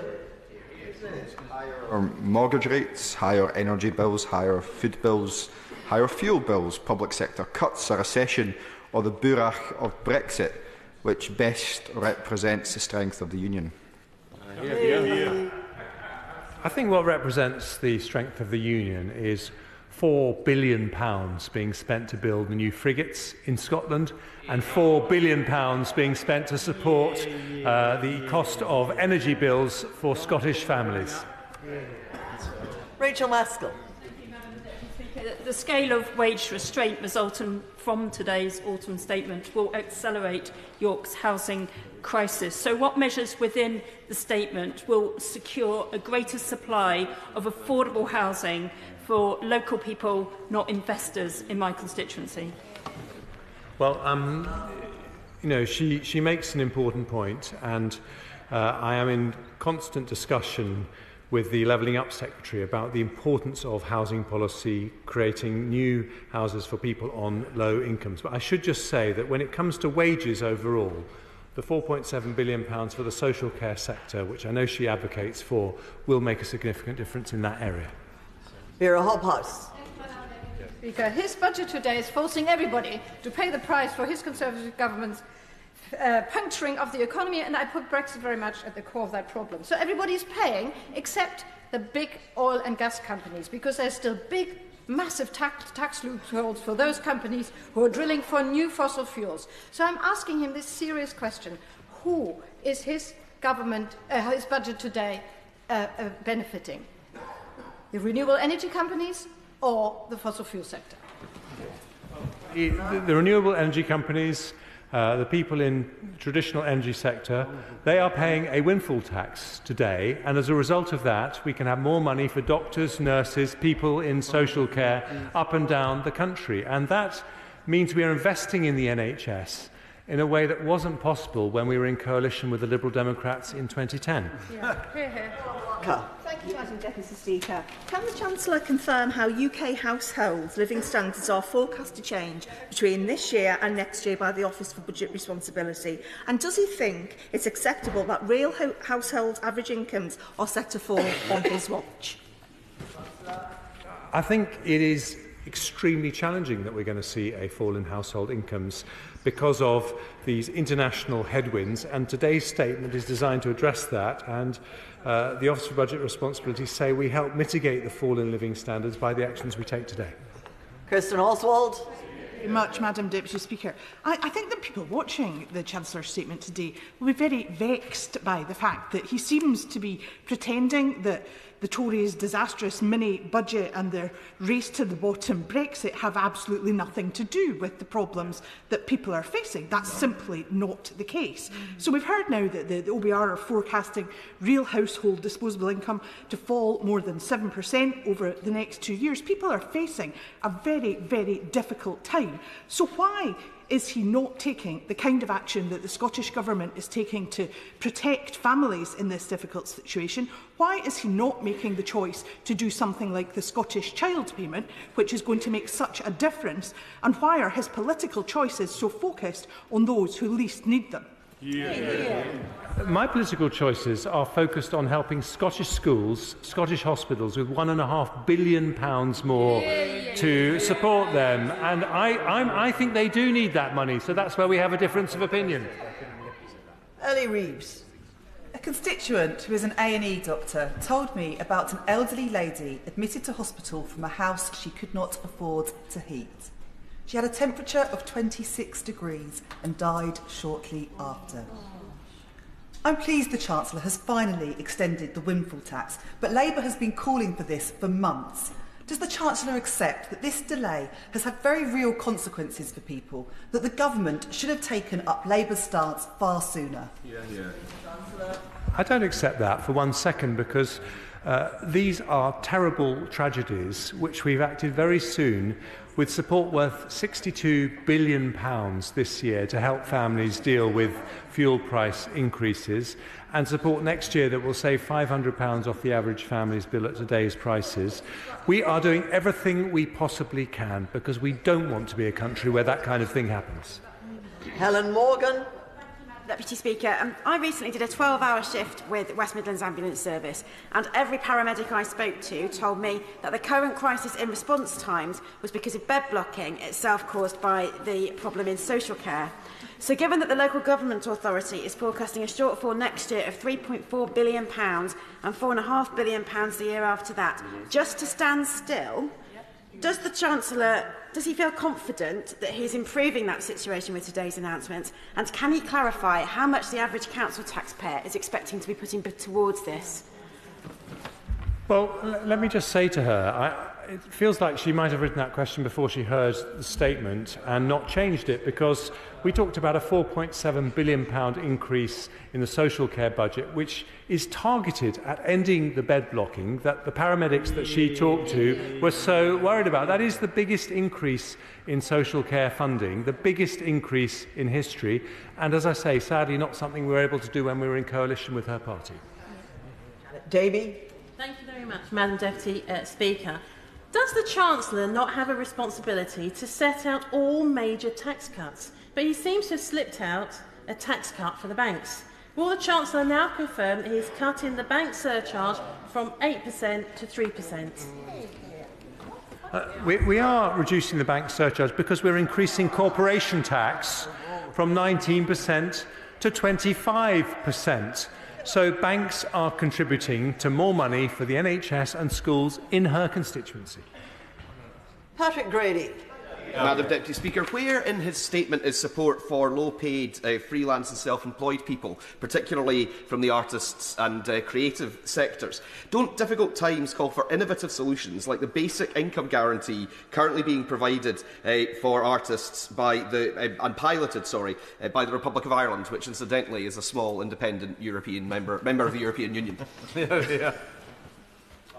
We've announced a lot of people to help people on low incomes. Anyone on means-tested benefits will get £900 to help them with the cost of living.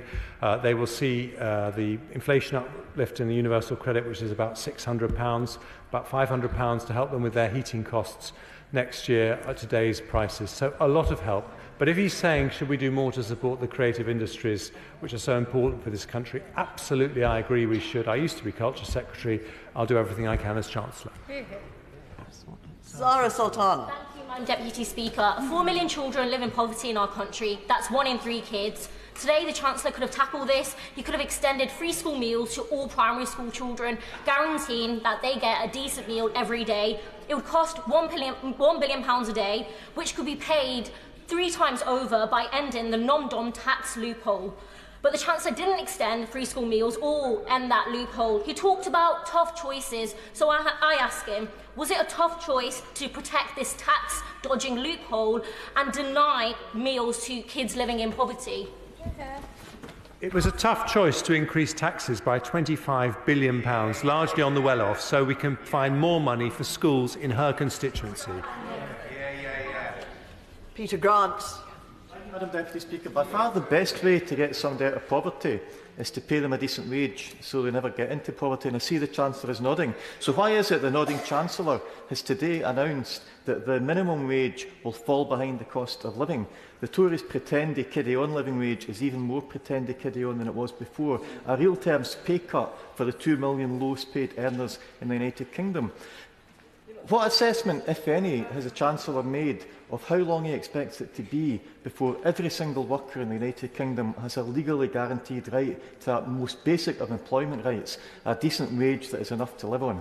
Chancellor. Well, we may have political disagreements on the union, but I hope he will welcome the fact that we have made enormous progress with our national living wage. Today's announcement means that it will go up for someone working full-time by £1,600.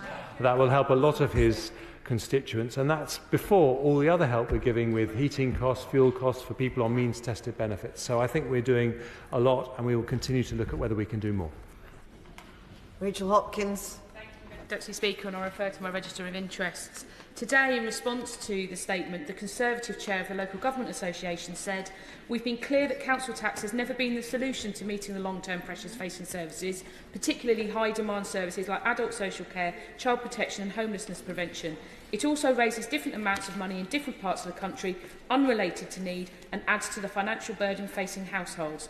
Does the Chancellor agree, and will he commit to working on a fair funding formula for local authorities, including for police and fire services, which we've heard little about today? Well, we always keep our funding formula under review, but I'm absolutely certain that the person she quotes will have welcomed the fact that there was a £4.7 billion increase in money for social care, which is the biggest financial pressure for local authorities. Richard Ford. Madam Deputy Speaker. And thanks to recent Conservative chaos, people are now facing both higher taxes and underfunded local services. More than 150,000 people across Devon are currently on an NHS waiting list. For example, Anne Newbury from Honiton had to wait for over 3 years for her operation. Can the Chancellor tell me that they will recruit enough new NHS staff so that people in Devon will not have to wait so long for operations?